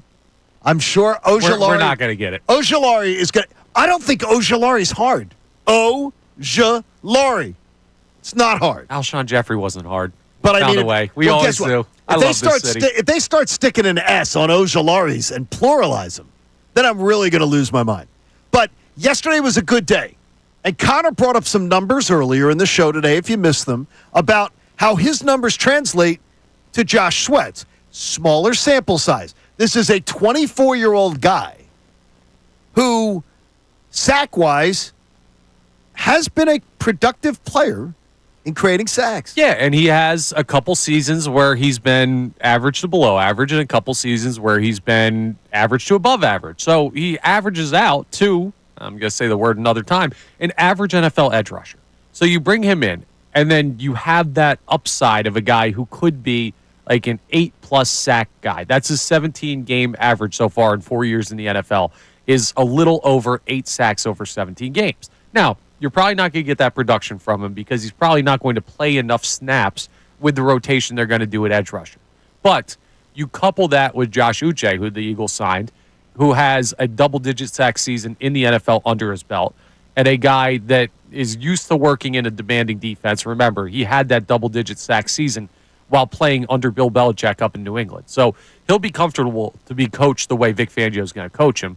Like, those two guys together can give you what you got out of Josh Sweat this year, or then some. Like, you could or get then more. some. You could get a production rise at that point. Yeah, you should feel very comfortable. Like Andrew Salciunas, who we're going to talk to at 8:30. Last year, going into the season, his number one concern was the pass rush. Sure. And that was a fair thing because we didn't know what Bryce Huff was going to be. Turned out it was nothing that year. We didn't know what Josh Sweat was going to be as far as consistency. We didn't know if Nolan Smith was going to take a step. We didn't know if Brandon Graham was going to be productive in his twilight years of his NFL career. And we didn't know it, by the way, into late October. Exactly. And they turned it on in the later part of the season. I don't think we're going to have those same concerns or should have those same concerns about the pass rush this year. Part of that is Jalen Carter taking another step. Part of that is how he's brought in some good players in prime years of their career to come in and be effective on the edge. And it doesn't really make for interesting sports talk radio conversation, but yet another restructuring for Lane Johnson, which is an annual off-season discussion here in Philadelphia, where Lane actually gets to take home $8 million more bucks. And he deserves every penny. Over the next 2 years. And, though, they've dummied that contract up. The way the contract is, as I say, dummy-yeared up, it really does look like he's got 2 years left. So think about this, because we talked about the contracts handed out by the Bengals to T. Higgins and Jamar Chase. They did that 2 days ago. We talked about it yesterday on the show. And that was such a conversation. Not only did it carry multiple years for the Cincinnati Bengals of, I want to get paid, I want to get paid, I want this much, I want to be this much compared to other wide receivers, to the point where it was such a fragile situation, they announced those contracts at the same time. because those guys were so tied to each other. They felt the need to say, we're going to pay both of these guys at the same time and to their make them team comfortable. and their teams negotiated together. Exactly. Sort of like the two of them. Because they wanted it to be that's what they had to do to feel comfortable with the deal. Meanwhile, Lane Johnson every single year sits down with Howie Roseman and says, hey, maybe I'll get more money, maybe I'll get less money right now, but I'm willing to do what's best for the team because I trust this organization and I know that we're a winning team. Like, there are guys that can't get their own contracts separately from other players at their position on their own team in the NFL. Meanwhile, Lane Johnson is willing to restructure things any way the Eagles need him to. So we're asking you, if you want to chime in at 610-632-0975, your thoughts on it. How the Eagles addressed that yesterday. Not really the Lane Johnson restructuring. We all expected that to happen. But also want to roll the conversation a bit to how does this change the way the Eagles are going to address the 2025 draft? Because just yesterday, as Brendan and I were kicking it back and forth, I said, well, edge rusher has got to be probably the number one desire. But, Connor, you bring up to me overnight last night the idea that does that change because of what they just did? The one-year contracts lead me to say it shouldn't, but it might. It may. So I think the evaluation now, because previously, before the Uche and Ojalari moves, you might have needed immediate help at that position, which means at 32, it could mean a trade back into the early second round. It could mean a trade up. But at 32, I would have wanted to see them bring in a premier edge rusher in this year's draft. Candidate, yes. Now, if they take an edge in the third round, a la Jalix Hunt out of Houston Christian, maybe with a little more pedigree, because I don't know how many guys you can hit from outside the major conferences, but if you bring in a depth guy and say, hey, this is more of a project, but we see upside with this player, you can approach it a different way. If they come out of this draft without an edge rusher, I'm still not going to be happy, but you need to use a less premium pick, which is a good thing. And that's the idea is where will they put their stock on it? I look at the story of Lane Johnson and say, it looks like, if you look at it with Spot Track and what they did, it looks like 2 years left. Yeah. Unless he decides, the way they worked this contract, it looks like a 2-year deal. And that to me is, I'm fine with that. I would love it to be longer, but I just don't know how much more he can go. Yeah, I don't know how much longer he can go either. At some point, his ankle might get banged up again. He played on it, collapsed a couple years ago. And last year, he was very lucky with that. Yeah, but I'm going to take Lane Johnson as long as he wants to go. I haven't seen him slow down at all, so I'll take him as long as he wants to play. Yeah, and he seems like he's got more gas in the tank still. So that this may not be the end, but if it is, you do have to look at that position. Like, I wonder where edge rusher ranks with these signings as far as need for the Eagles. Like, how many positions are above that when we look at the NFL draft? I think safety's up there. Right. I think corner is up there because Okay. of depth, even though you spent 2 premium picks last year on it. I guess you'd look at offensive tackle.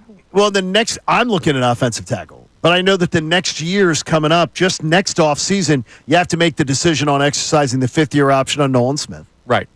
Which I think they will. Which you would think they will. But usually when they do that, they extend. Yes. The Eagles don't tend to just say, okay, we're extending you, letting you play on it. That's why I'm suspicious about what they'll do with Jordan Davis. Yeah. When they extend the 5th, they usually extend it beyond, we take the 5th and then extend it. But we'll see what Howie does with that.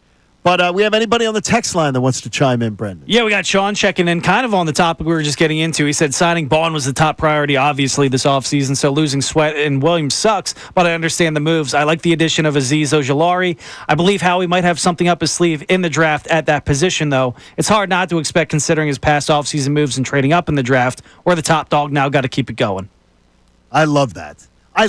That's my kind of listener. Yeah. Because it's now be chesty. Right. Use your word. Be chesty. But also you got to understand, too, right? So some people will look at what Howie did last year and see him as a changed man, going corner in the first 2 picks in the draft. And that doesn't mean that that's going to be the new norm, to use that term again that we talked about earlier, for Howie Roseman's drafting. Like, I imagine he's going to go right back this year to building in the trenches, which would point towards interior defensive linemen. Remember, they still haven't brought in an interior defensive lineman to fill the slot that Milton Williams left. Unless you believe Moro Ojomo can be that guy. I think he's okay. I don't think he's Milton Williams. So you need depth at that position.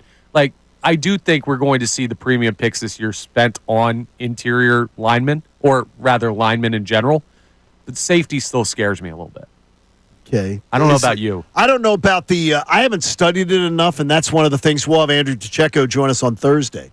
I haven't studied it enough as far as looking ahead at the draft and reading what the experts are saying. Yeah. So we'll lean on our own expert about that. It does scare me a little thin, too. Yeah, if Malachi Starks is there at 32, that might be the guy that the Eagles don't trade out. Yeah, and DiCecco in his mock draft had the Eagles taking a safety in the second round, a safety out of South Carolina. I can't pronounce his name at the moment, but safety out of South Carolina. DiCecco will pronounce it for us. Well, I will revisit with you what I shared with you last week after speaking to someone well-placed within the Georgia football program.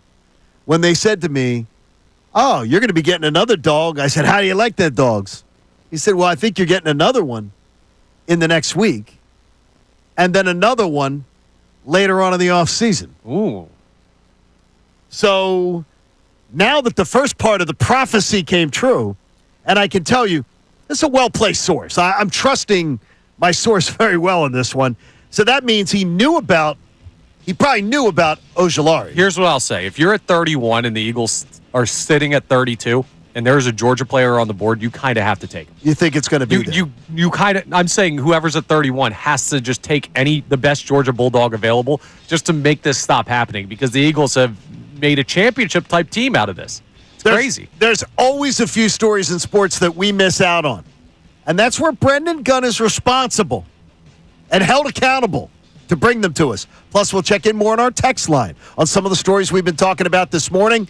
Later on this hour, Andrew Salciunas, Jeff McClain. It's a busy, busy Tuesday. Kincade Salciunas on 97.5 The Fanatic. Tyrone Johnson, Ricky Vitalico, and Silvana Kelleher.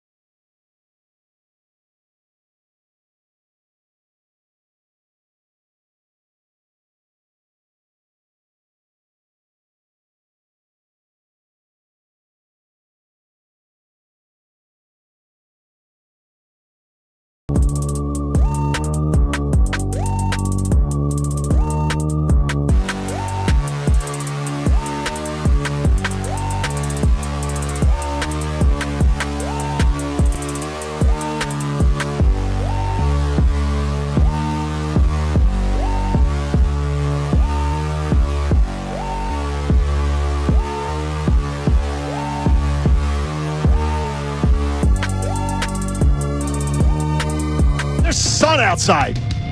And it's going to be warm this afternoon, warmer tomorrow, too. I'm golfing today, Johnny. It's that time of year. I love that. That's fantastic. It's Kincade Salciunas on 97.5 The Fanatic. We will be joined by Andrew Salciunas. His name's on the show. He'll join us on Anniversary Day coming up in around 4 minutes or so. But I saw something, and I wanted to share it with Brendan Gunn and with Connor because I think both of you could potentially be of service here. The LA Sparks are looking for a few good dudes. Now, they need you to play practice games with them.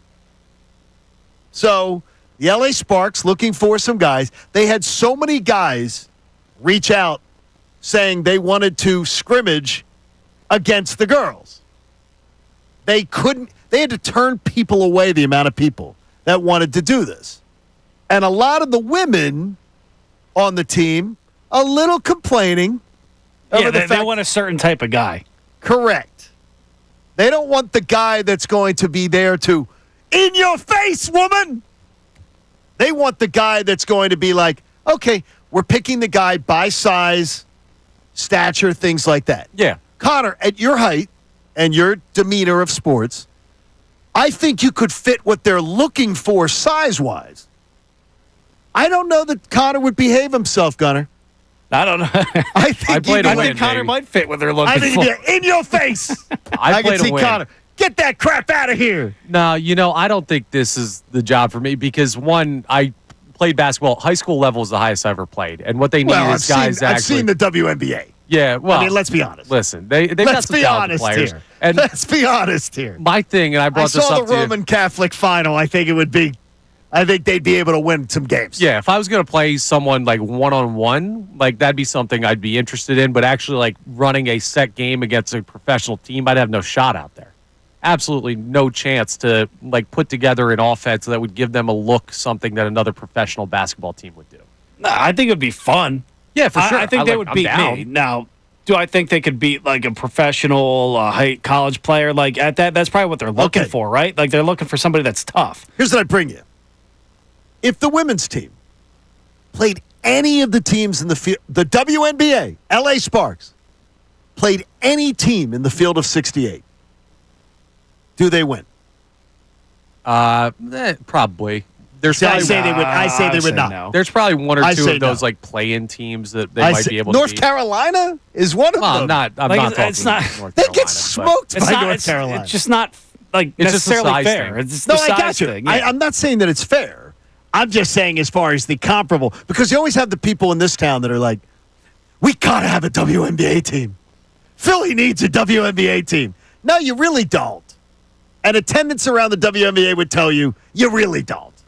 Like 3,900, 4,000 being the average attendance. If you ended up with like a Caitlin Clark, I wouldn't hate the idea of it, but that's the golden goose. If you said to me, the Philadelphia needs a Caitlin Clark, that changes everything. She changed everything as far as attendance at games and otherwise. I think you kind of need that in every city to build that brand. Like, there's never been a pro sports league that has existed this long that has never managed to cover its losses.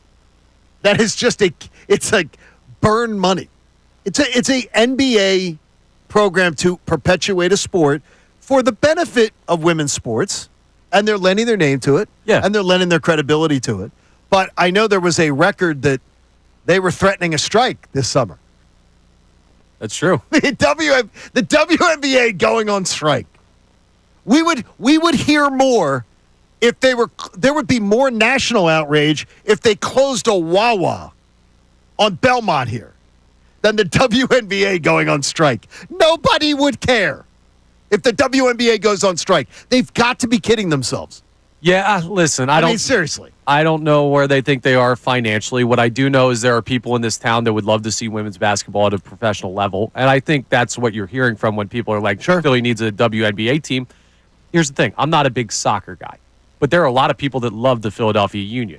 And I could exist in the sports landscape of this city without a soccer team, but like the fan base that loves the Union, I respect that they love that sport. Some people want to see a WNBA team. I have no issue with that.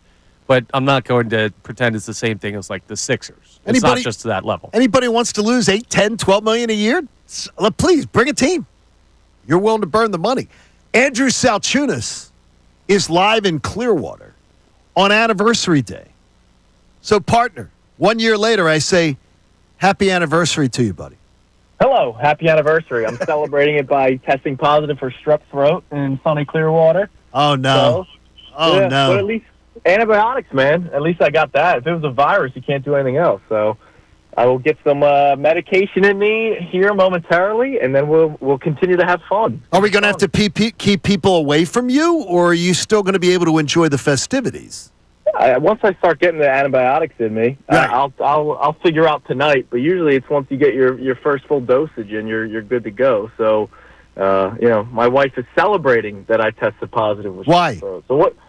Because I can get medicine. If it's viral, yes. Yeah, if it's viral, you just deal with it. So because it's a strep throat, and she said kids don't typically get, little kids typically don't get strep throat, and so that means Coop can keep on having a good time. So I'm gonna get some antibiotics from this Walgreens, and then I'm just gonna sit in the sun, I guess. Congrats, buddy. That it's not. Hey, thank you. Yeah, no problem. That's great. Listen, when I get sick, I go all in. You you do. COVID. You do. Throat, You don't do it half-assed.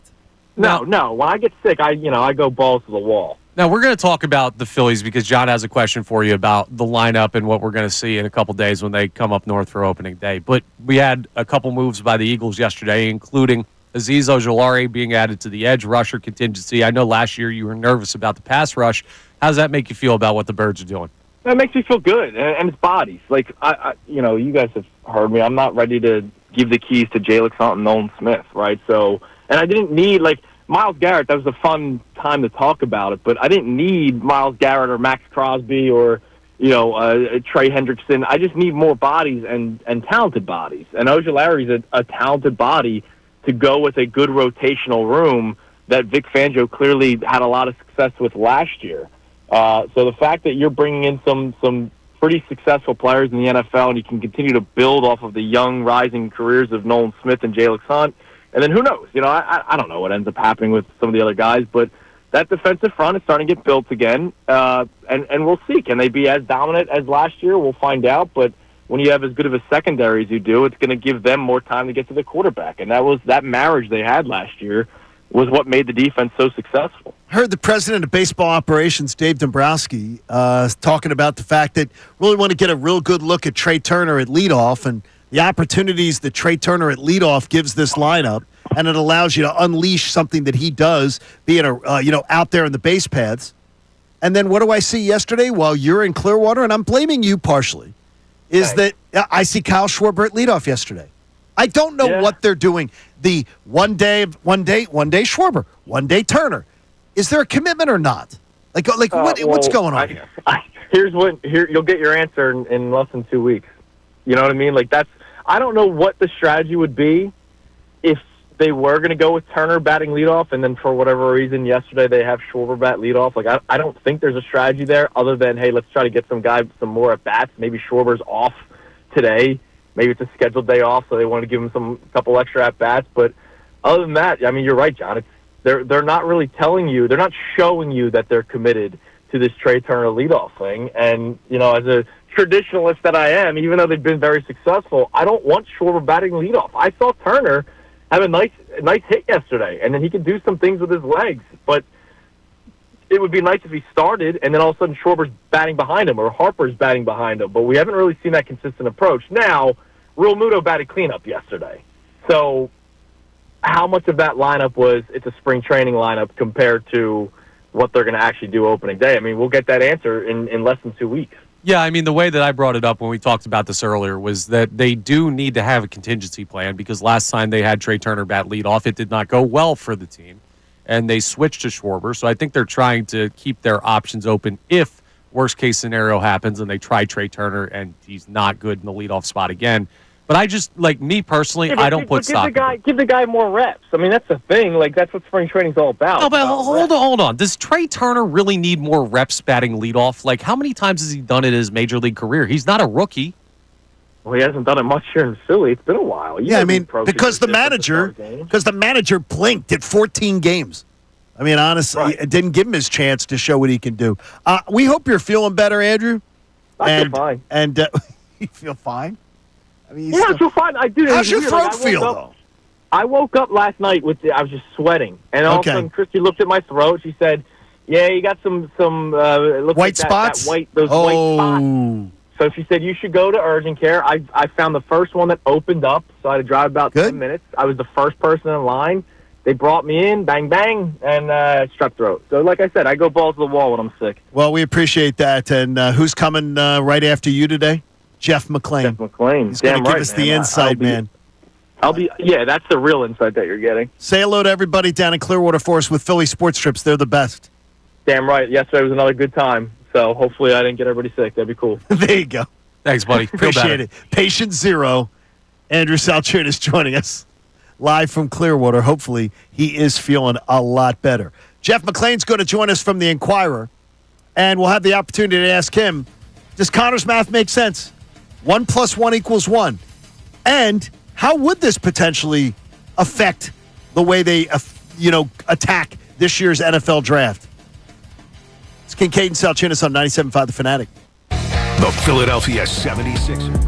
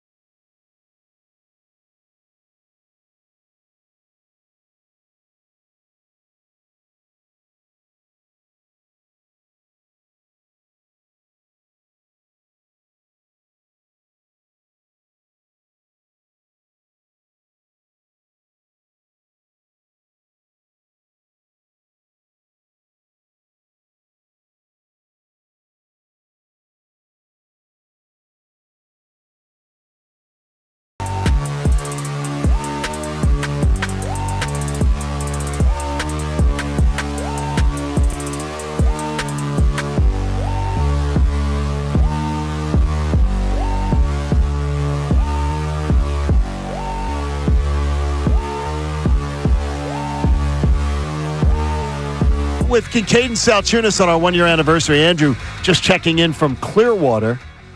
And I want you to experience the new look of Inquirer Sports. Fans can go there. You can read, you can watch and listen to your favorite reporters and columnists. I know I do. So go to Inquirer.com/sports, where we're joined by Jeff McClain, who brings us his insights all the time, covering the Philadelphia Eagles. And Jeff, we appreciate you being with us today. And Connor earlier today was suggesting to me that with the Eagles' pass rush situation, the last week's activities, 1 + 1 could equal 1, that with the additions, they may have found a way to replace the production of Josh Sweat.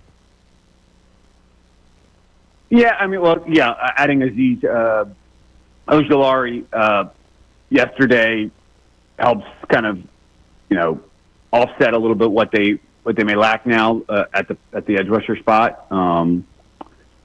He's a little more productive than Josh Uche, who, to me is probably a little more of a kind of a depth piece. Let's see what he can give us.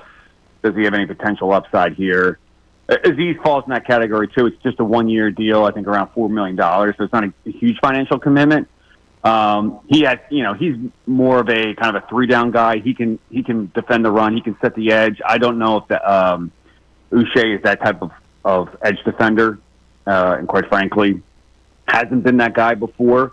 I still feel like there's a possibility of them doing something a little larger at the edge rusher position because, quite frankly, that's going to be the position. That's been the position and will continue to be the position that they're probably going to need to address the most this offseason because you have Josh Sweat leaving to the Cardinals. You have Brandon Graham most likely retiring, and you have Bryce Huff's situation, which, quite frankly, is not resolved. And I'm sure Howie Roseman would love to move him if he could.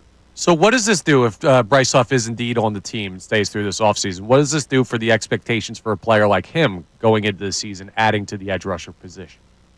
If Huff is still on the roster? Yes. Well, I mean, it was so bad by the end of last year.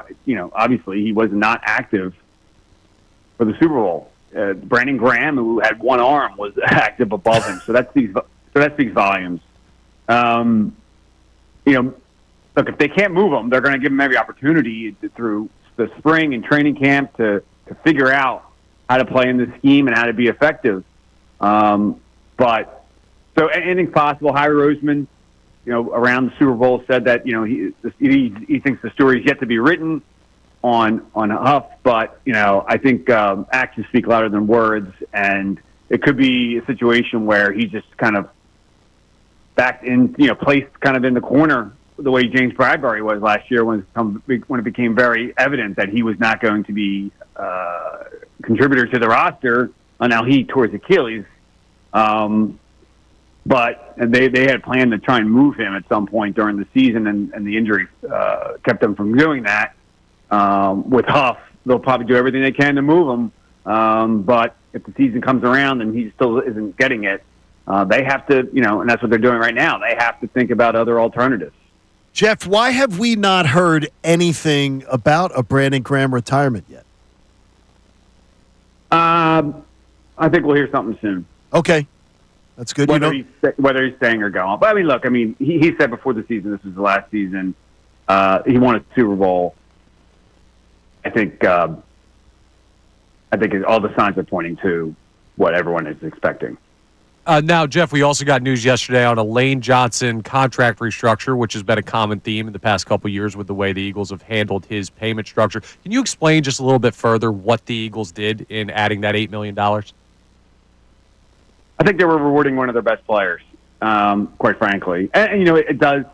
Look, new money doesn't mean they can clear cap space this year. It'll probably go up just a small amount. But what it does is it gives them a little more flexibility now that you have 3 years on the deal versus 2 to kind of structure the contract the way they want to in future years, right? And so, this is something that the Eagles have been doing a long time, right? Joe Banner, extending your core players, the guys you think they'll be here for a while, early into their contracts. There's a little bit of risk with that, of course. But for the most part, it has helped this franchise over the last 2 decades. And Howie has certainly bought into that. In fact, I think he's taking it to almost an extreme, and this is an example of it.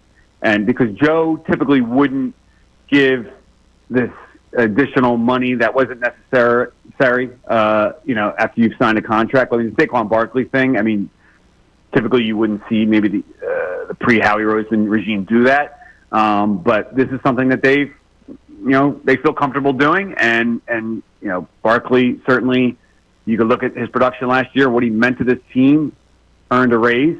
And I think they're saying the same thing here about Lane Johnson, and who knows, maybe even Jalen Hurts.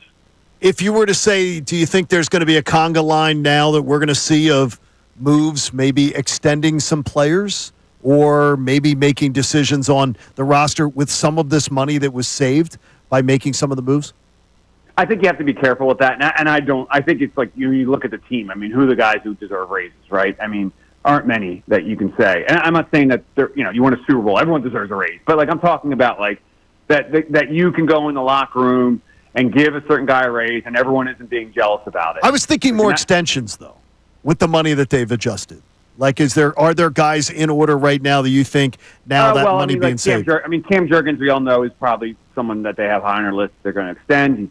He's heading into the fourth year of his rookie contract. He's probably the primary guy. I think Reed Blankenship's another guy. He's heading into the last year of his deal with C.J. Gardner-Johnson being moved. They're probably going to want to extend him as well. So guys like that, I don't think they're going to give Devontae Smith and A.J. Brown, guys who just signed deals last offseason, extensions. So, Jeff, the Eagles have a bunch of draft picks over the next 2 years. But just looking at this upcoming draft, in your best guess, do the Eagles head into draft night in late April with the same amount of picks they currently hold? Or is Howie Roseman looking to potentially move some of those assets for a trade ahead of the draft? It's possible. They have 8 right now, right? They have 10. No, 12, I guess. 12. They're projected to have 12 for 2026. Sure.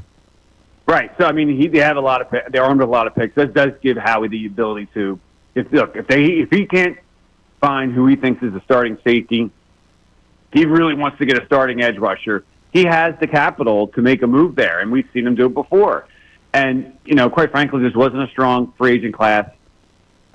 You don't want to kind of overspend for a position that you have of need when there are alternative ways, again, to finding those types of players. And we've seen Howie Roseman do this over the last decade plus. The trade market is something that he is an avenue that he has long used to find starters. And we've seen him do it around the draft. We've seen him do it in training camp. And we've seen him do it right before the start of the season. So, and even, right before the trade deadline in season. So just because the roster is as it is right now doesn't mean that's what we're going to see here in the next month, the next 2 months, the next 3 or 4 months. There are still plenty of opportunities for Roseman to do stuff, and having 20 potential draft picks allows him to do that. So, yeah, to answer your question, I find it hard to believe that, the picks that he has and when they stand right now is where he'll be in a month, and certainly next year where they'll be in a year and a month. Go to Inquirer.com/sports and be sure to be checking out the fine work of Jeff McLean. Jeff, we always appreciate you. Thanks for making time this morning. All right, guys. Thanks for having me. Talk to you soon. There you go, Jeff McLean. You check out his fine work and his fine podcast. Uncovering the Birds is as good as it gets. A lot of really interesting stuff there. Yes. There's some nuggets that we might have to break down a little bit further coming up. Well, why don't we do that? Amy Fadul's going to join us coming in here. And let's review some of that, a little bit to unpack as far as what they're going to do, what the plan is. And Jeff McLean's as connected as anybody. So I don't know how people are going to feel about it, but it does appear that safety was a word that I jotted down. And not done at edge. I like that. Ooh, okay. We'll get to that coming up. Stick around with us, won't you? We've got an hour to go for you on our anniversary, 1 year of Kincade Salciunas here on 97.5 The Fanatic. Fanatic Sports Update. A legend gets a raise. I'm Brendan Gunn with your Fanatic Sports Update. Yesterday, the Eagles and Lane Johnson reworked his contract, which gave the right tackle an $8 million raise over the next 2 seasons. Plus, it added another year, so Johnson is now signed through the 2027 season for the Birds. And the Birds weren't done there yesterday. They also agreed to a 1-year, $4 million deal with pass rusher Azeez Ojalari. Ojalari was a former second-round pick by the New York Giants in 2021 out of Georgia, and he had 6 total sacks last season as a career high. So he's an ascending player, a nice addition to the edge rusher position for the Birds. The Sixers, they fell to the Houston Rockets last night by a score of 144 to 137 in overtime. The Sixers had a 21-point lead at the half, allowing 45 points in the third quarter. That squanders that pretty quickly. Ultimately, they lost that game in overtime. They continue on the road tomorrow against the OKC Thunder. The Flyers, they lost the first game of a 5-game road trip last night, 2-0 to the Tampa Bay Lightning, and they continue on that road trip on Thursday in Washington against the Capitals and Alexander Ovechkin. This update was brought to you by Moyer Indoor and Outdoor Services. Follow Andrew Salciunas' lead and get a jump on a green lush lawn this spring. Right now, go to emoyer.com for free estimates. I'm Brendan Gunn on the home of the 76ers and the Flyers, 97.5 The Fanatic and 97.5thefanatic.com.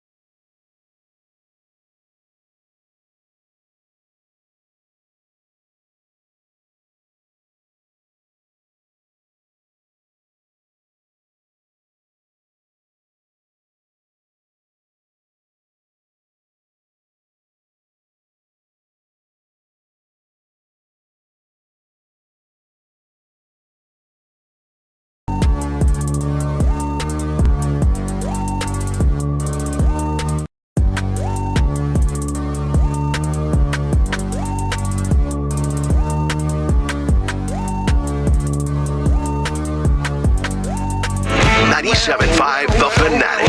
You're at Tuesdays with Maury. We call Tuesdays with Amy.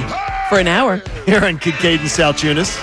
Here on 97.5 The Fanatic. Andrew down in Clearwater with strep throat. I heard that. That's of course just he awful. did. It's just awful. I'll tell you, you have a little kid. You should know. You have little kids.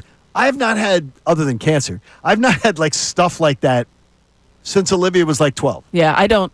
I'm actually, I don't know. I don't know what it is, but I don't really get this stuff. My husband usually does. He gets all the stuff. He gets the stress. As soon as they hear, like, notes come home from school and it says whatever's passing around, whatever, like, made up disease we've never even heard of, like, fifth disease. I saw it there and I was like, I don't even know what that is. Foot and mouth. You had hand, foot, mouth. You had that, right? Oh, Andrew did. Andrew had the hand, of course foot, he did. and mouth. I was just like, and Sean just would look at me and be like, seriously? I was like, it's coming for you, fella. All Here I it get is the comes. fireball flu. But it's nice that That's you a good one, actually though. get a week update of what you're going to be sick with. There you go. That's good. Like, I know what to prepare what's for. going around today? Hey, let's see what's going around today on our text line at 610-632-0975. Brendan Gunn, what do you have to contribute? Yeah, we got 3 names checking in on that question you guys asked. Who would you trade Howie Roseman for in the NFL? Well, some guy said prime Tom Brady doesn't count. He's not playing anymore. That is correct. 2 random names, though. Kyle Hamilton and Micah Parsons. I'll tell you this. Young Kyle. You could have given me Myles Garrett over Micah. I'll take Kyle Hamilton for this Mike is team. younger, though. For this team, Yeah. Kyle Hamilton would be He'd be the dangerous. freaking piece. I mean, he'd be the piece. That's a big name. Yeah. I'd consider. You like Kyle Hamilton a lot more than I like I Kyle. do. I watched him grow up. So the kid's an amazing individual, and it doesn't shock me at all. He was great in middle school. Yeah, he's a talented player. He was a man above among boys when he was in middle school, and I just always will. The Jordan Davis, Kyle Hamilton thing will always bother me. Yeah, I could tell. Even though Jordan's been good. Yeah, he was great and I last like year. him. He's done a really, really nice. And Jordan did what they asked him to do last year. Correct. I think that was the most important thing. He's able to play at a pretty high level for what he does.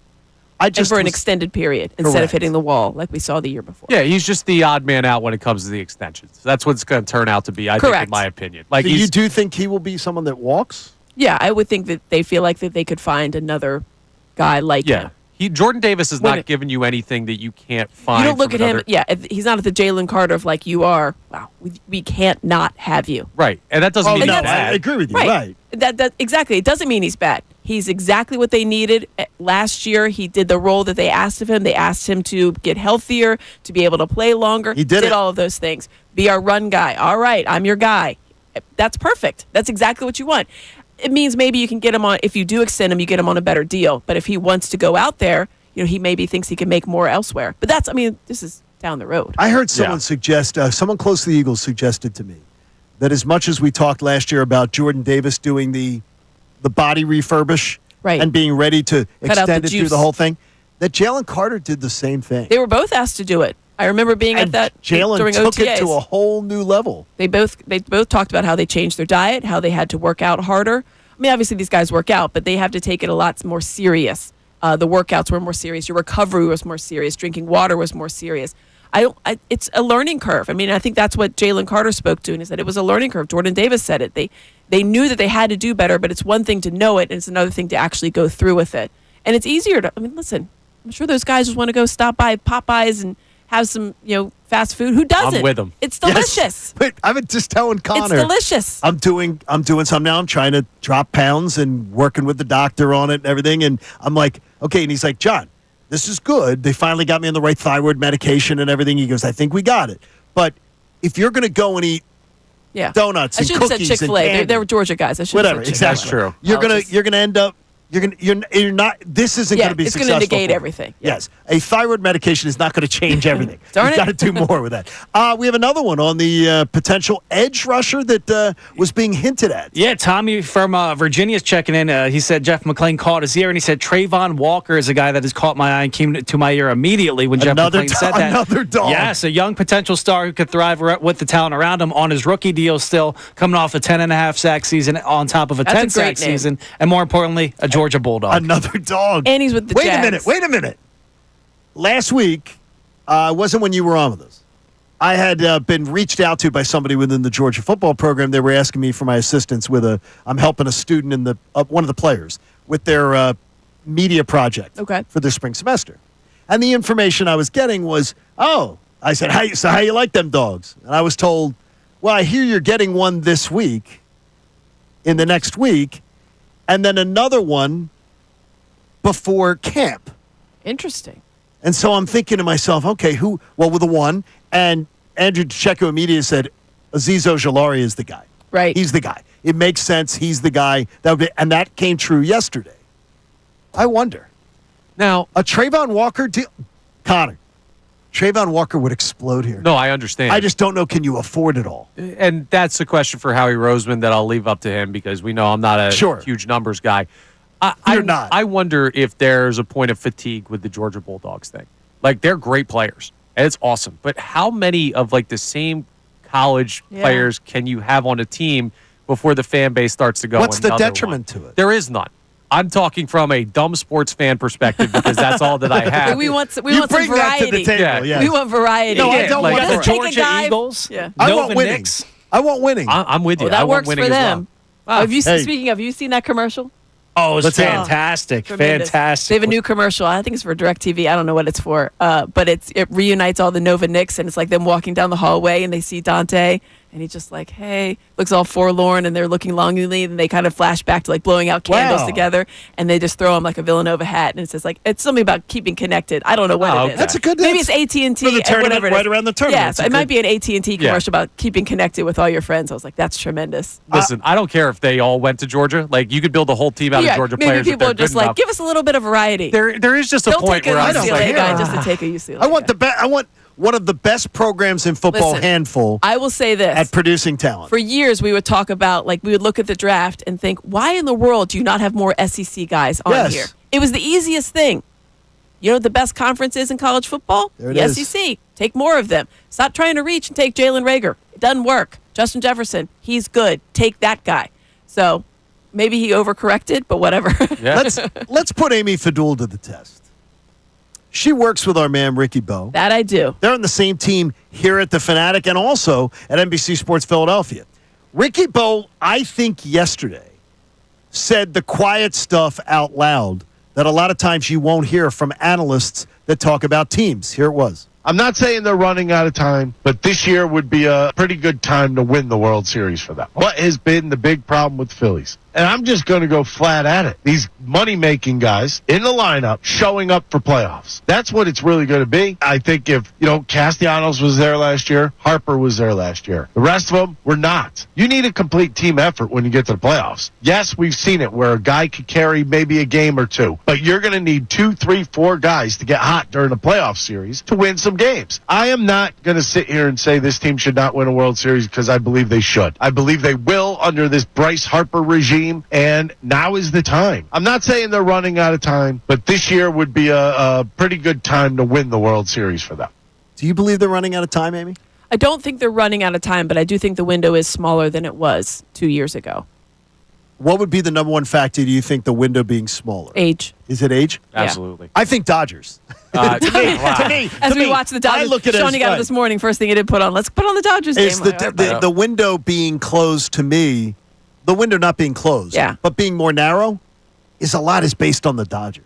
I'm not scared of the Braves and Mets. I think the Phillies will be able to go toe-to-toe with the Braves and Mets and maybe come out victorious. Yeah, obviously, the Dodgers are a juggernaut. We saw that last year. We've seen that in years past, but they only have one World Series, and they've constructed this team, and it's been constructed that way for a couple of years now. Their pitching is dynamic. The Phillies pitching is dynamic as well. So when you think about the Dodgers, but, all it takes is, an untimely start from one of their guys, and then all of a sudden you stole a game if you're playing them in the NLCS. Like that. I get us there. Get us that chance. Right. I think that the window is smaller, but I don't think it's closing. I think it's just, and I think that's true for a lot of teams. until you are on the upswing like they were a couple years ago, the windows are always going to be kind of small just because of how other teams are constructed and how your team is constructed. I mean, it's all based on how everybody performs. If they perform up to their contract, which is what everybody expects, and what Ricky's talking about, and that's the thing, and obviously it's a shameless plug, Ricky is one of the best analysts and people love him on television and on radio is because he does say it like what they're talking about. He says it like it is. Yeah, he doesn't hold back. He says what he's thinking because it's a lot what other people are thinking. And the thing is, he'll say it, and you have to agree with him because it's true for the most part. I mean, yes, it doesn't hurt to hear sometimes that the guys didn't live up to the expectations. Trey Turner is going to tell you he hasn't lived up to what he expected of himself. You know, Jim Salisbury used to have the quote, are they living up to the back of their baseball card? Castellanos didn't at first. Now he is. Now you're waiting for Trey Turner to do that too. Yeah, and part of the equation, though, that I think Ricky's talking about there, and I'd love to ask him about it. We're going to be on the Phillies Hot Stove Show tonight at 6 p.m. Perfect. Another That's a good cross plug. I will be listening. Who is they in this situation? Is it the Phillies organization or the players right now? Because for the older guys who are heading into the final year of their deal, it may be they, but the organization may still have more of a window. Our key three will be coming your way before the end of the show. Plus, Amy will give you some insights if you're getting ready to fill out your bracket. Sure. Connor was already pressing her on stuff. Just asking questions. Yeah, I'd use a here for resource like Amy if it's here. It's Kincade and Salciunas on 97.5 The Fanatic. We want to hear from you. So text us at 610-632-0975. You text every day, so why not text us? Your opinion matters. Shoot us a text at 610-632-0975. You have our direct line. Text us anytime.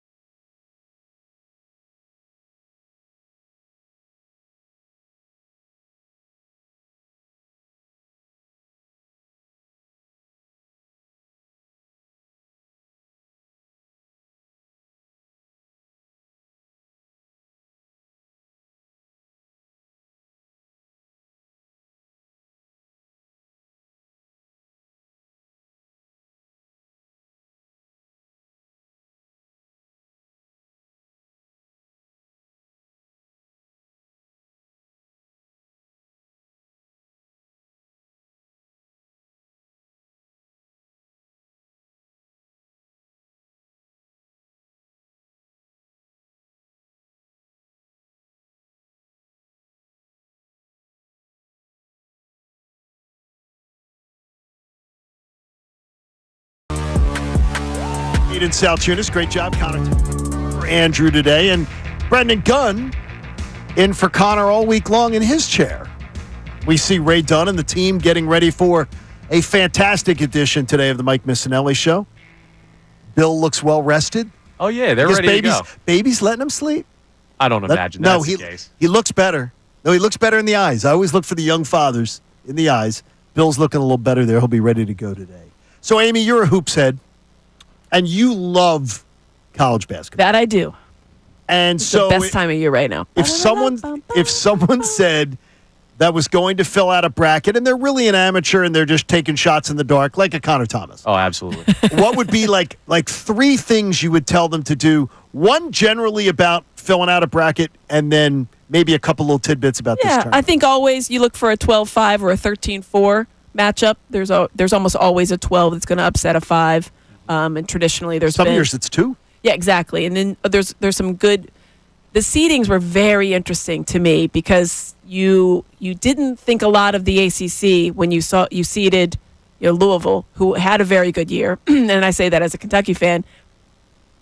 And then you give UNC deference for playing that schedule. So it's like I don't understand how you marry those two ideas. But there's a lot of conspiracy theories on why UNC's in. But I think you look for the power conferences.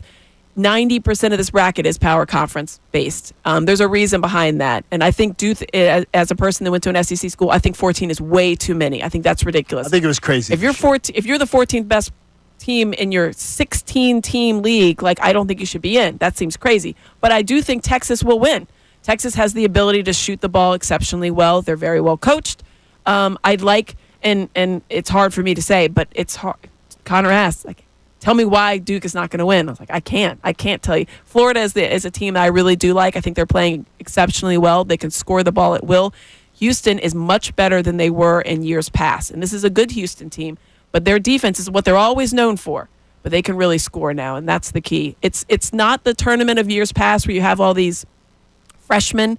It's a lot of transfers. It's a lot of one-and-dones, but for a different reason, because they're all older. I mean, the teams are exceptionally older. I was telling John during one of the breaks, the Thunder's average age is about that of some of the older college players. That's teams, wild. Which is crazy. That is crazy. It's crazy. So I'm going to give you a couple of teams that are not 1 seeds, but they are not contending probably for a national championship. But teams that could maybe make a run from those middle upper seeds.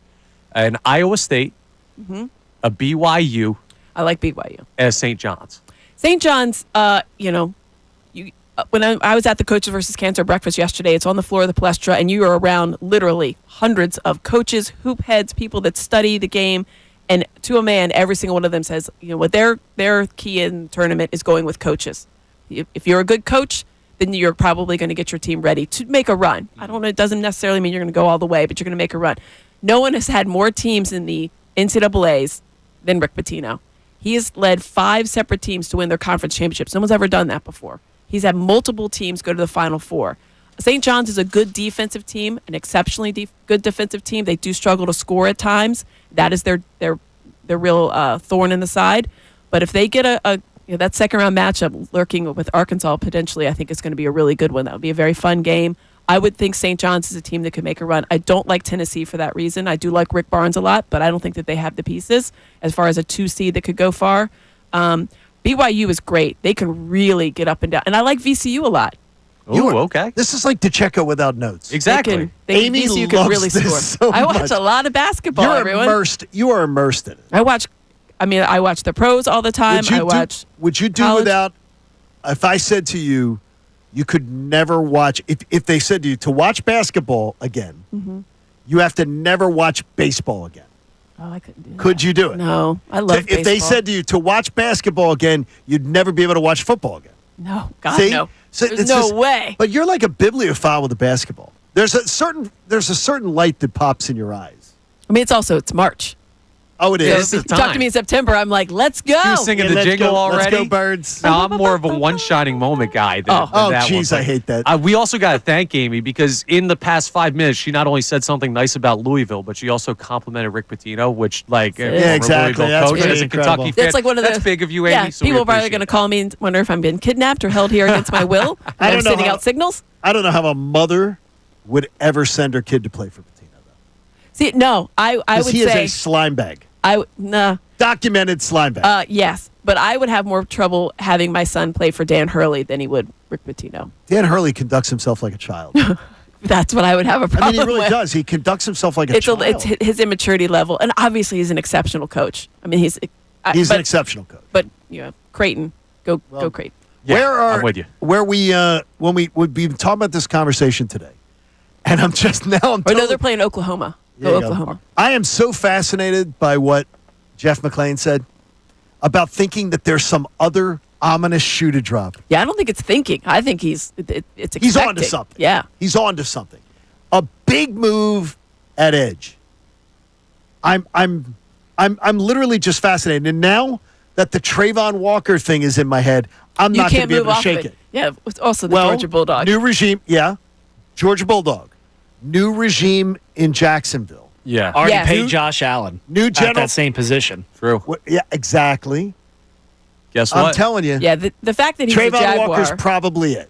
That's if you're talking about a big move, because that would be a big name, big move, and it would everybody in the NFL would be so pissed off. Yeah, well, talk about an embarrassment of riches. I know one guy who's probably got a little information on that, and we're going to talk to him tomorrow. So this is a perfect time to be able to talk to Adam Schefter. Oh, that's tomorrow morning perfect. And be like, yo, Hey, Trayvon Walker. Yep. Give us your Why thoughts. don't you put some feelers out there for us, Shefty? Good look ahead there. Man, how awesome is it to have Howie Roseman, and how awesome is it to have Howie Roseman as the GM of a Super Bowl winning team? That's even better. Because then it's just like he's playing with house money. Yeah. That's excellent.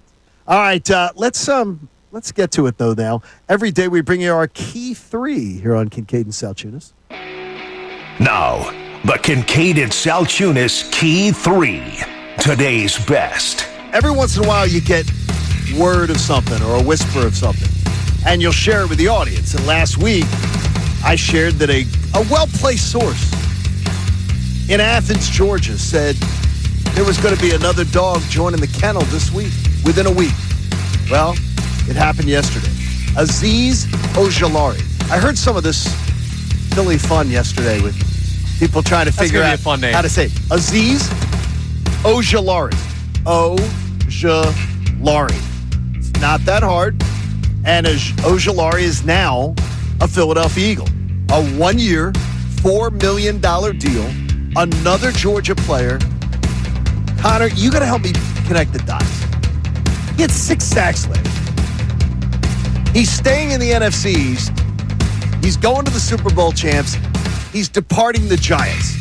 I have seen this movie before. Yeah. And it really worked out nicely. Can you explain why the Giants wouldn't want a $4 million pass rusher? Well, he's not going to be Saquon. And I'll tell you what, there are probably folks out in Los Angeles that are talking about the Chargers that look at the Mekhi Becton deal and be like, can you explain why the Eagles did not want him back after his performance on a 2-year, $20 million deal? Sure. There's a lot of contributing factors with cap. And with the Giants, the thing to remember in free agency, it's also a two-way street. He's got the opportunity to choose where he'd like to go. And maybe the Giants did offer him a competitive contract. Maybe they offered him more. We don't know. We'll see what comes out in the coming days as far as the process he went through. But it could have been a situation where he chose to come to the Eagles over the Giants because this is clearly a much better organization. Is the majority. So I'm saying 51% or 50.1% of the Eagles fan base enjoying this championship afterglow a little less than the last one. Because it seems like every discussion around the Birds seems to be a little more frustrated in tone, indecisive in tone, not liking the plan, and they just won a Super Bowl. They're going to be the youngest defending Super Bowl champs this century. The future couldn't be more bright. You're loaded up with draft picks. Your star components, as we did the game last week, your star components are there and in place. You didn't lose a star in Josh Sweat or Milt Williams. They weren't stars. They played like ones in the postseason and specifically the Super Bowl, but their full tenure here would suggest no. So, to me, does it seem that people aren't as pleased? Yeah, and I understand it. I would think that in spring training, You're trying to get your lineup set. You're trying to set some standards, get people comfortable. I'm always hearing about guys got to be comfortable where they're at. Well, for some reason, after an off season where the president of the club, Dave Dombrowski, talked about the fact that the approach at the plate was horrible for his team and needed to be changed and needed to be addressed, and that the leadoff situation, he led us to believe it's not going to be Kyle Schwarber. Yesterday afternoon, here's Kyle Schwarber batting leadoff again after Turner the day before, and Schwarber the day before, and Turner the day before. What are we doing? What are we doing? Are we committing to something or are we not? Doing the smart thing. No, but what I'm going to tell you is then I don't want to hear from anyone that's like, well, it's really important for a baseball player to get comfortable with where they're at. Because for Rob Thompson, it's obviously not comfortable. Well, these guys don't need to get comfortable. They both batted leadoff a significant amount of their career. That's the Key 3 every single day here on Kincade Salciunas, and 1 year in to Kincade Salciunas, and we appreciate you joining us on our anniversary show where now I will spend, I just will be like a dog with a bone. The whole little Easter egg from Jeff McClain will now dominate my day. You're going to be doing so much research As I tomorrow? sit and go, yeah, where can I go? Wait a minute. Well, what's good is I do know people in sports radio down in Jacksonville at the Jacksonville radio station, so that covers the Jags. So maybe they'll have an idea about whether it's logical or not that they would move on from Trayvon Walker. We'll do our research, but here's the thing. This is the beautiful thing that other people got into on Myles Garrett that you didn't allow yourself to, and I understand why you didn't. Because it was stupid? Well, we don't have to go that far, but it was not the most logical potential move for the Birds. But when you get that player and you say, this guy would fit, this guy makes sense, right? And I have a GM that's willing to go make splash moves when he gets the opportunity to. Do the Jaguars want some draft picks? Yeah. Oh, I'm sure they do. Everybody does. There you go. Well, a new general manager. Right. Too. New general manager. Hey, guess what? New Put coach. Howie Roseman in your phone. Take this contact down. You're never going to want to call him again. But this one time, let's go. I want to pick up the phone here, guy. All right. So, Amy, you got a busy day ahead of you at some point? You never know. Busy you day. never know when you're going to be having always a busy day. Always a busy day. So, yes. It could be a busy day. Could be a busy day for me. I could be seeing you guys a little bit later on the television. We'll find this out. afternoon. Keep our eyes peeled. Oh, wow, there's another Easter egg. You never know. Left by... I'll be on the golf course, so someone will have to text Yeah, I'll me. text Yeah, but you're going to be back at 6.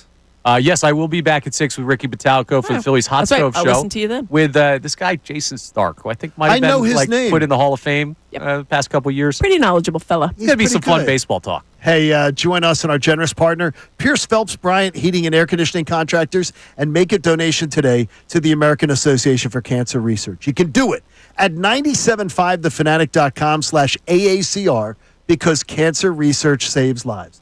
The Mike Missanelli Show. Always interesting, always exciting, always in the middle of it. I wonder what they're going to have to do reacting to that news that maybe there's still some shoes to fall. And remember, they haven't talked about Aziz and Ojalari yet, so they're going to be looking at a situation.